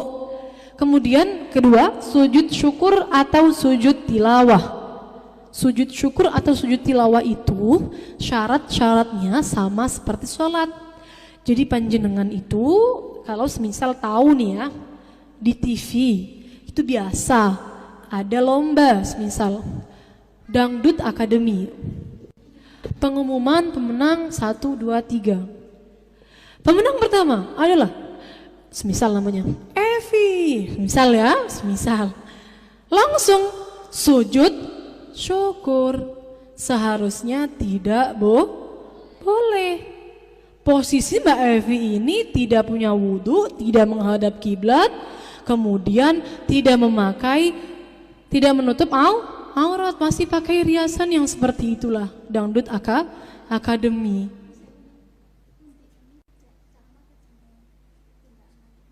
Oke, siap. Ini sudah dikode. Jangan lama-lama ini. Oke. Jadi kalau misal sujud syukur dan sujud tilawah, jangan sampai seperti orang di luar sana. Syarat-syaratnya sama seperti sholat. Kemudian yang ketiga, puasa baik wajib maupun sunnah tidak boleh dilakukan oleh perempuan yang haid. Yang keempat, tawaf. Yang kelima, membaca Al-Quran. Yang keenam, menyentuh dan membawa Al-Quran. Yang ketujuh, lewat ataupun berdiam diri di dalam masjid. Yang kedelapan, dicerai. Yang kesembilan, bersetubuh atau bersentuhan antara lutut dan pusar. Silakan di slide Mbak. Yang terakhir sepertinya ini pembahasan kita. Oh, keputihan, sudah slide saja. Tata sahu, tidak bisa ini, tidak cukup waktunya. Kiranya cukup sampai sini saja berarti, atau kita mungkin yang terakhir saja? Yang terakhir, ini bagaimana ini? Masih ada 3 pembahasan lagi kita ternyata. Apa saya terlalu lama tadi ngomong-ngomongnya ya? Coba kita mending gimana yang kita bahas ini? Keputihan? Saya ringkaskan saja materinya, nggih. Keputihan itu kalau keruh dan kuning hukumnya najis. Kalau keruh dan kuning hukumnya najis. Oh, saya baca saja nggak usah diterangkan ya, insya Allah memahamkan. Keputihan yang berwarna keruh dan kuning hukumnya najis, dan bila keluar dari rahim menurut kaul ashwah dihukumi haid, namun menurut muqabil ashwah dihukumi bukan haid. Contohnya adalah keputihan yang mengiringi haid, keluar sesudah ataupun sebelumnya. Tadi sudah kita bahas ya tentang keputihan di awal. Kalau memang bingung menghukumi cairan kuning dan keruh, maka cairan kuning dan keruh ini bukan haid menurut muqabil ashwah, haid menurut qaul ashwah. Silahkan panjenengan mau ikut yang mana, boleh mau ikut yang ashwah, boleh ikut mau yang muqabil ashwah. Kemudian adapun cairan putih bening, ulama sepakat bukan haid dan hukumnya suci bila keluar dari anggota zahir. Bila wanita seringkali mengalami keputihan sehingga bingung menghukumi apakah haid atau tidak, maka disarankan mengikuti pendapat muqabil ashwah yang mengatakan bukan haid. Adapun ciri-ciri wadhi adalah cairan berwarna putih, keruh dan kental, biasanya keluar setelah buang air kecil atau mengangkat beban berat, hukumnya najis. Ciri-ciri madhi adalah cairan berwarna putih bening dan kuning encer tanpa kerasa, keluar ketika syahwat, dan hukumnya juga najis. Slide selanjutnya kita perlu bahas atau tidak? Tata cara bersuci dan sholat bagi perempuan yang selalu hadas. Sepertinya tidak cukup waktunya, kita cukupkan sampai sini. Mohon maaf kurang lebihnya. Semoga memahamkan dan semoga barokah manfaat. Kalau akhiri pangapun dengan kata, nanti dilanjutkan sesi tanya jawab. Wassalamualaikum warahmatullahi wabarakatuh. Oke, boleh beri tepuk tangan sekali lagi untuk Ning Sheila. Ya, sekarang kita masuk sesi tanya jawab. Mungkin karena keterbatasan waktu, saya memberi kesempatan untuk 3 orang penanya. Monggo, siapa? Oke, boleh maju ke depan. 1, 2, 3. Langsung.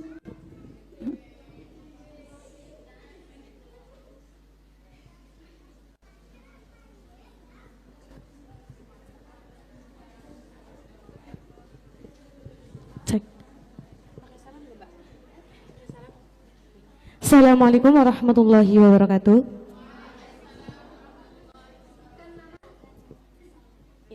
Perkenalkan, nama saya Hikmatul Rahimah. Saya dari Pondok Pesantren Darussalam Adikarsa Kebumen. Yang saya tanyakan, bagaimana cara menghitung flek ketika kita lagi haid? Kan posisinya misalnya fleknya itu keluarnya cuma sedikit. Nah, itu dihitungnya per menitnya atau per jamnya? Terima kasih.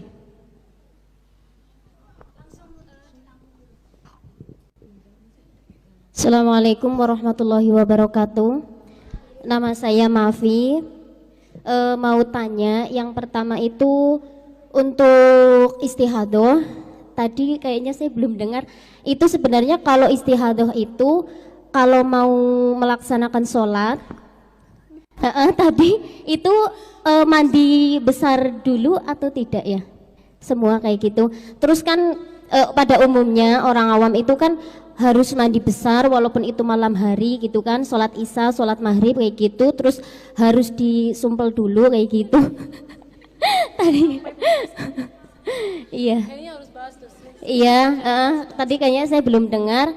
Terus yang kedua, ketika hutang puasa ya, cuman lupa ternyata belum mengkodo semua, kurang satu, tapi sudah masuk bulan Ramadan. Itu kalau mengkodoknya lain tahun, itu kalau orang awam bilang itu kan harus mengkodok 2 kali lipat, terus bayar fidyah. Itu yang benar itu sebenarnya gimana kayak gitu? Saya itu bingung kalau ditanya. Terima kasih.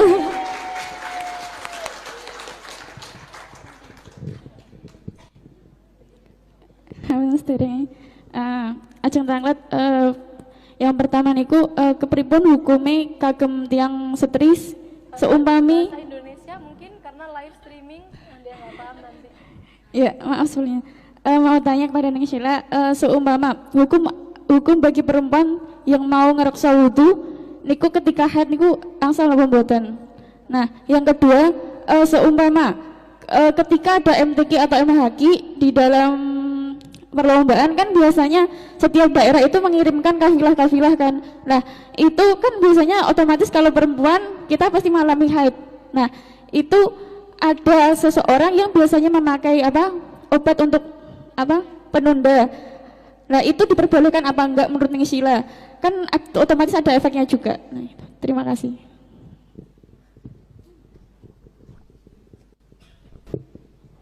Terima kasih kepada 3 penanya yang sudah bertanya di sesi tanya jawab ini. Untuk yang pertama dari Mbak Hima dari Adikarso, bagaimana menghitung flek saat haid? Oke. Terus yang kedua Mbak Mafi tentang istihadah jika mau mandi besar, tadi sepertinya terlewat, itu nanti bisa dijelaskan Neng Sheila. Kemudian hukum perempuan yang ngerekso wudhu dan ketika mengikuti MTQ atau MHQ, bagaimana ketika dia meminum obat penunda seperti itu. Monggo langsung dijawab. Baik, terima kasih pertanyaannya. Saya akan jawab satu persatu. Memang untuk perempuan yang pertama tentang flek itu memang dilematis untuk perempuan karena biasanya keluarnya saat kencing saja atau keluarnya satu waktu saja. Setelah satu waktu keluar kemudian dicek lagi sudah suci, maka pakainya kira-kira saja, tidak usah bingung. Misal jam 1 dicek keluar flek, kemudian ngecek lagi, kalau semisal tahu ini tidak akan lama, jam 2 atau jam 2 ngecek kok berhenti, berarti 1 jam, karena penghitungannya itu pakai setaunya. Tapi kalau semisal ketika kencing keluar, pas boten kencing, pas sudah istinja dicek bersih sih.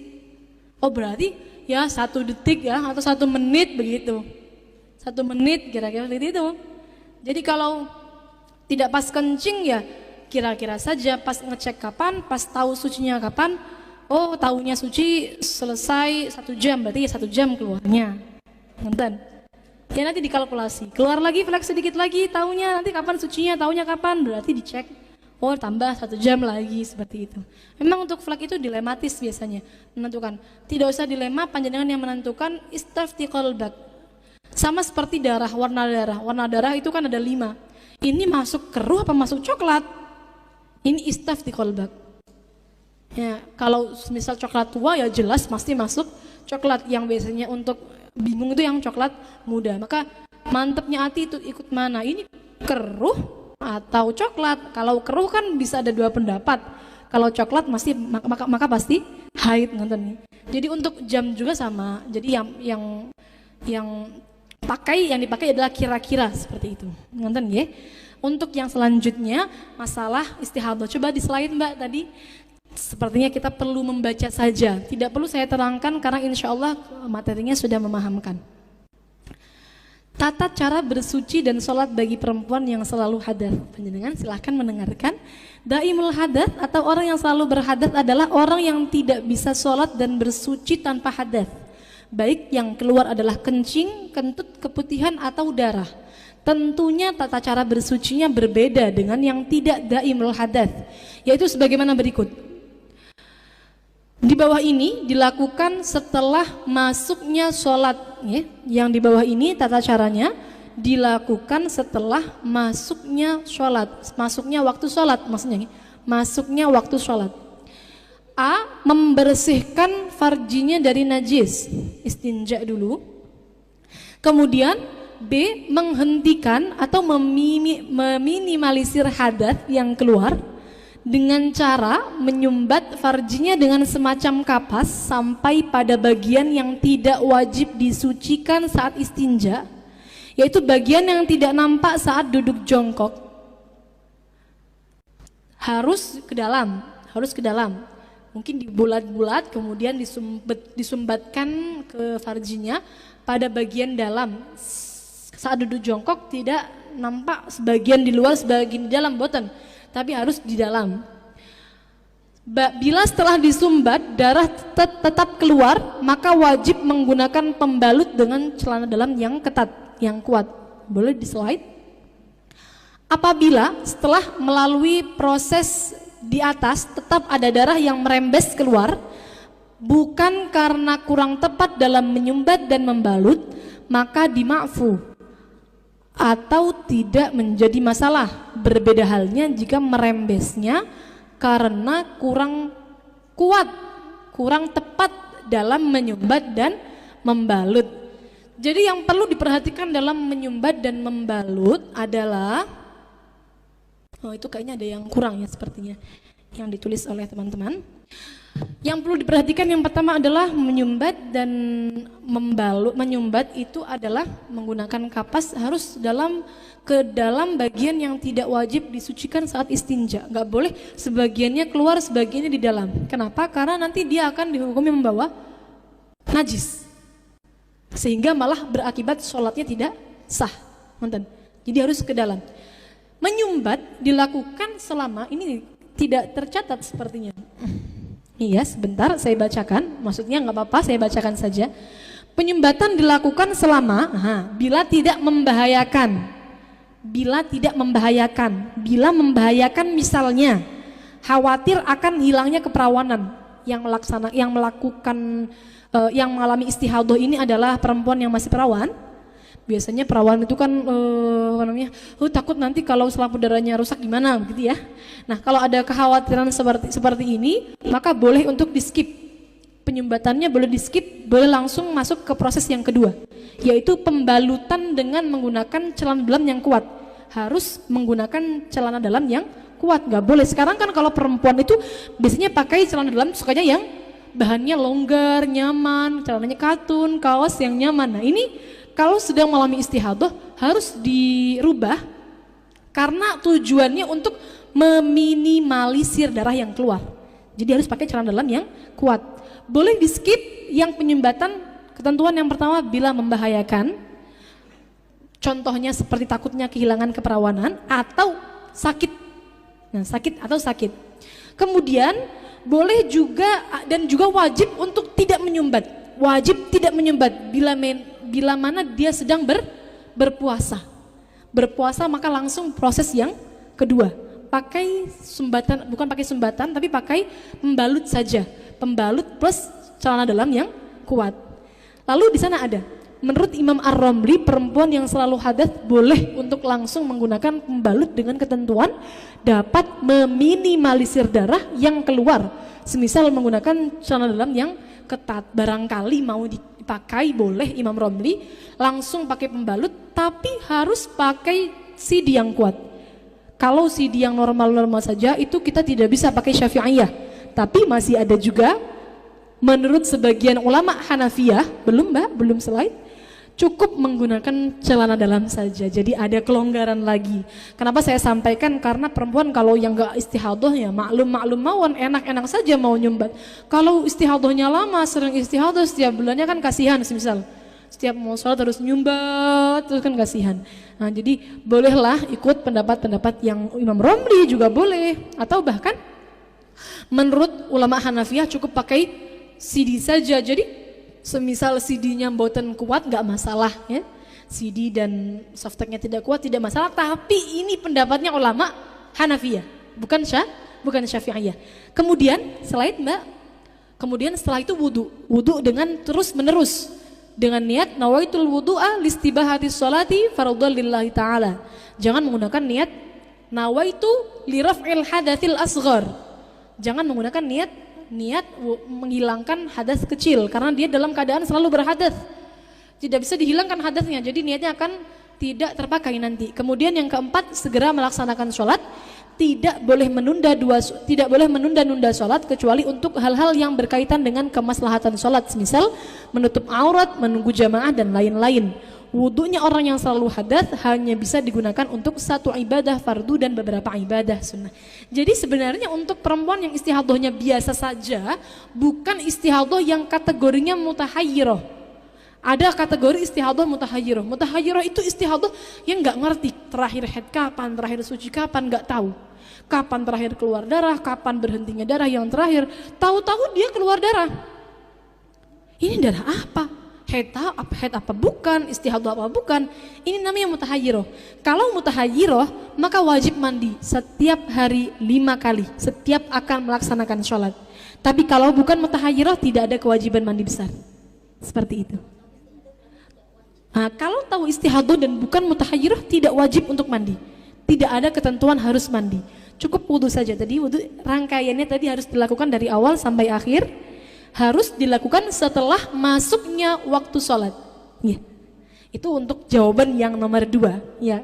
Harus kita bahas karena memang pembahasan dari pertanyaannya belum kita bahas, tadi kita skip ya. Untuk yang terakhir, kemudian ada satu lagi ketika hutang puasa. Oh iya, hutang puasa ya. 1 hari. Hutang puasa yang ternyata tinggal 1 belum dikodok, sudah masuk bulan puasa lagi, apakah bisa jadi berlipat ganda ini hutang puasanya? Apakah kemudian yang aslinya 1 kemudian wajib mengkodok 2? Ternyata tidak, tetap hanya 1. Kalau misal dia punya hutang puasa belum sempat dikodok, sudah keduluan Ramadan lagi, maka berarti kewajibannya adalah membayar fidyah. Membayar fidyah 1 harinya 1 mud. 1 mud itu setara 7 ons beras, diberikan kepada fakir miskin. Jadinya nanti 1 mud untuk 1 hari berlipat setiap tahunnya. Yang berlipat hanya mudnya, hanya fidyahnya. Untuk hutangnya tetap 1, setiap tahun tetap 1. Misal hutangnya 1, tahun 2018 punya hutang 1, 2019 belum dikodok, maka berarti dia wajib hutang 1 ini wajib dikodok dan wajib bayar fidyah 1 mud. 2020 belum dikodok juga, maka berarti tetap wajib kodok 1, bayar fidyahnya 2 mud. Berlipat ganda setiap tahunnya. Yang berlipat ganda bukan kodoknya melainkan fidyahnya. Seperti itu. Sampun. Untuk yang ketiga tadi tentang perempuan yang ngerekso wudunya. Perempuan yang ngerekso wudunya. Nah, ini coba di slide lagi. Saya sebenarnya sudah ada list mayoritas pertanyaan seputar hukum sebenarnya. Tapi karena kita terbatas waktunya, mbaknya tadi ini menanyakan tentang yang nomor H. Apakah hukum berwudu bagi perempuan yang haid, baik darah yang masih keluar ataupun darah sudah berhenti? Sebenarnya bolehkah perempuan haid melaksanakan wudhu? Ternyata hukumnya adalah tidak diperbolehkan bila mana darahnya masih keluar.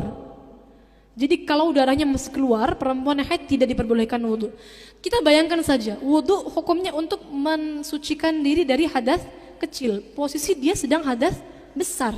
Jadi tidak ada gunanya dia wudhu, ngonten ya. Jadi, tapi ada bahasa seperti ini di dalam kitab ulama salaf adalah kalau semisal cuma gaya tok, apa?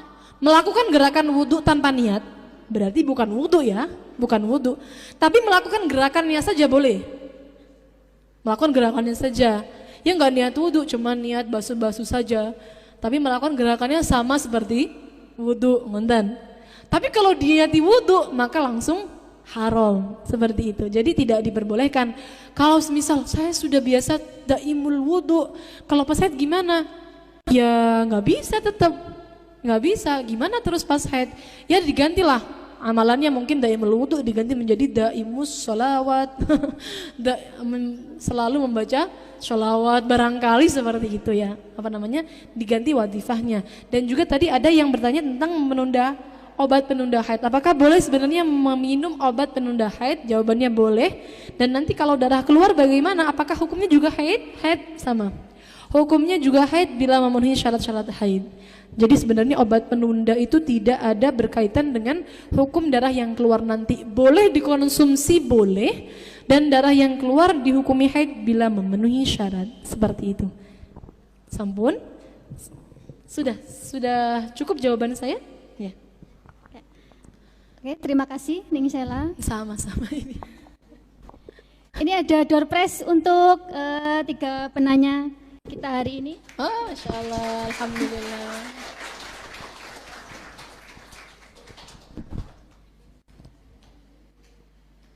Monggo. Boleh Ning Sela.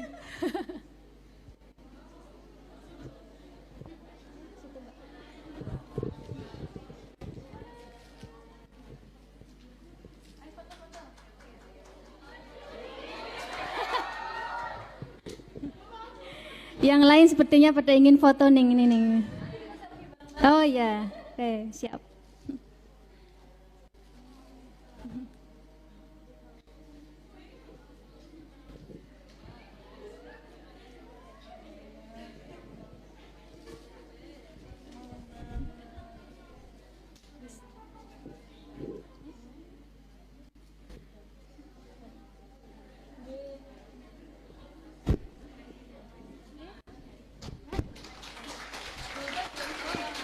Door prize dari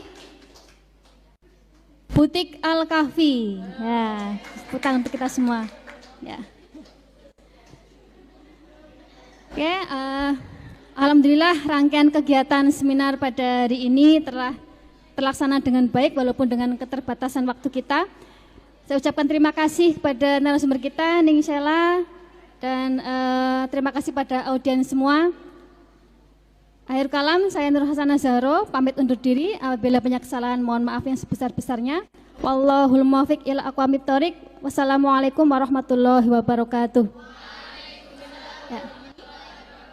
Oke, kita foto dulu sama Ning Sela.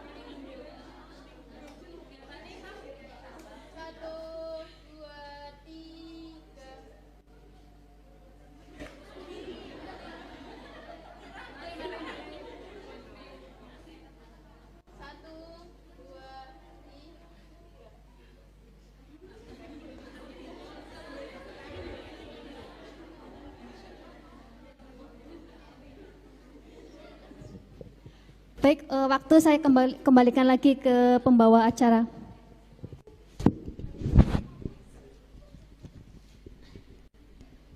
Ya, kepada beliau Ning Nur Hasanah Zahro SPSI MPD dan beliau Ning Sela Hasina Zamzami, kami ucapkan terima kasih. Memasuki acara yang selanjutnya yaitu penyerahan kenang-kenangan dari Pondok Pesantren Al-Kahfi Somalangu dan RMI Kabupaten Kebumen kepada beliau Syarifah Ofia Afitri SIPMM dimohon berkenan memberikan kenang-kenangan dari Pondok Pesantren Al-Kahfi Somalangu kepada beliau Ning Sela Hasina Zamzami.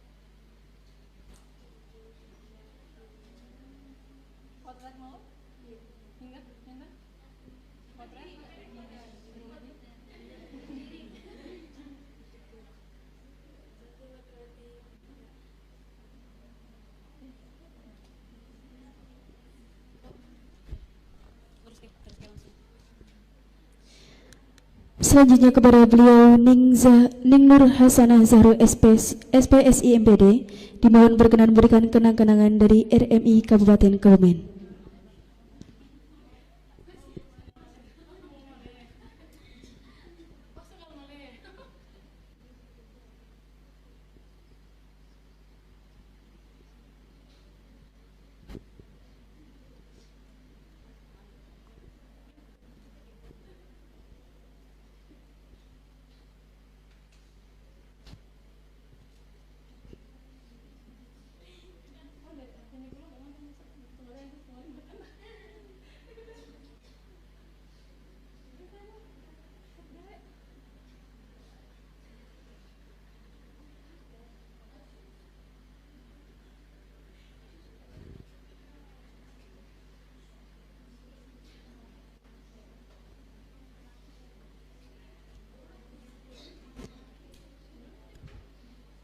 Kepada beliau Syarifah Ofia Afitri SIPMM, Ning Nur Hasanah Zahro SPSI MPD dan Ning Sela Hasina Zamzami kami ucapkan terima kasih.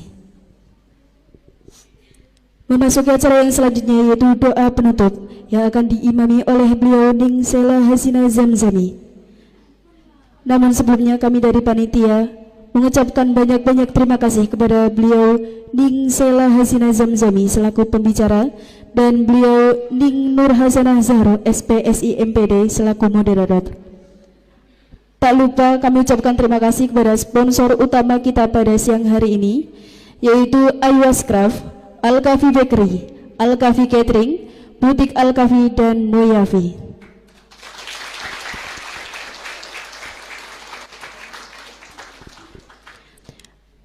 Mari kita tutup acara pada hari ini dengan bacaan hamdalah bersama.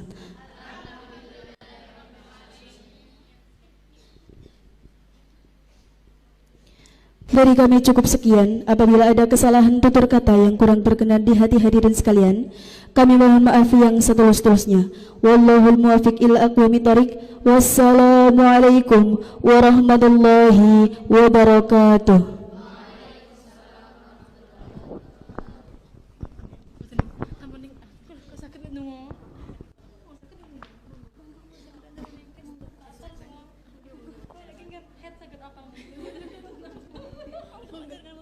Fatihah mawon. Bismillahirrahmanirrahim. Kirim tawasul datang para masyayikh, para leluhur. Mugi-mugi napa ingkang sampun dipun lampahi sedanten napa ingkang sampun dipun pelajari sedanten wau manfaat barokah. Amin. Biridhoillah wa li syafaati Rasulillah lil qabul wal ijabatil mas'ul wa ala ma nawahun salafun sholihun. Al-Fatihah.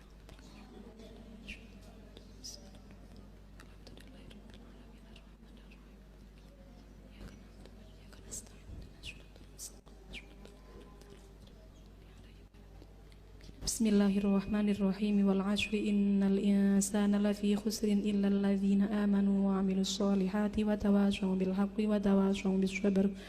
Bismillahirrahmanirrahim. Wal 'ashri innal insana lafi khusrin illa alladzina amanu wa 'amilus solihati wa tawashaw bil haqqi wa tawashaw bis sabr. Bismillahirrahmanirrahim. Wal 'ashri innal insana lafi khusrin illa alladzina amanu wa 'amilus solihati wa tawashaw bil haqqi wa tawashaw bis sabr. Subhanakallahumma wa bihamdika asyhadu an la ilaha illa anta astaghfiruka wa atubu ilaik.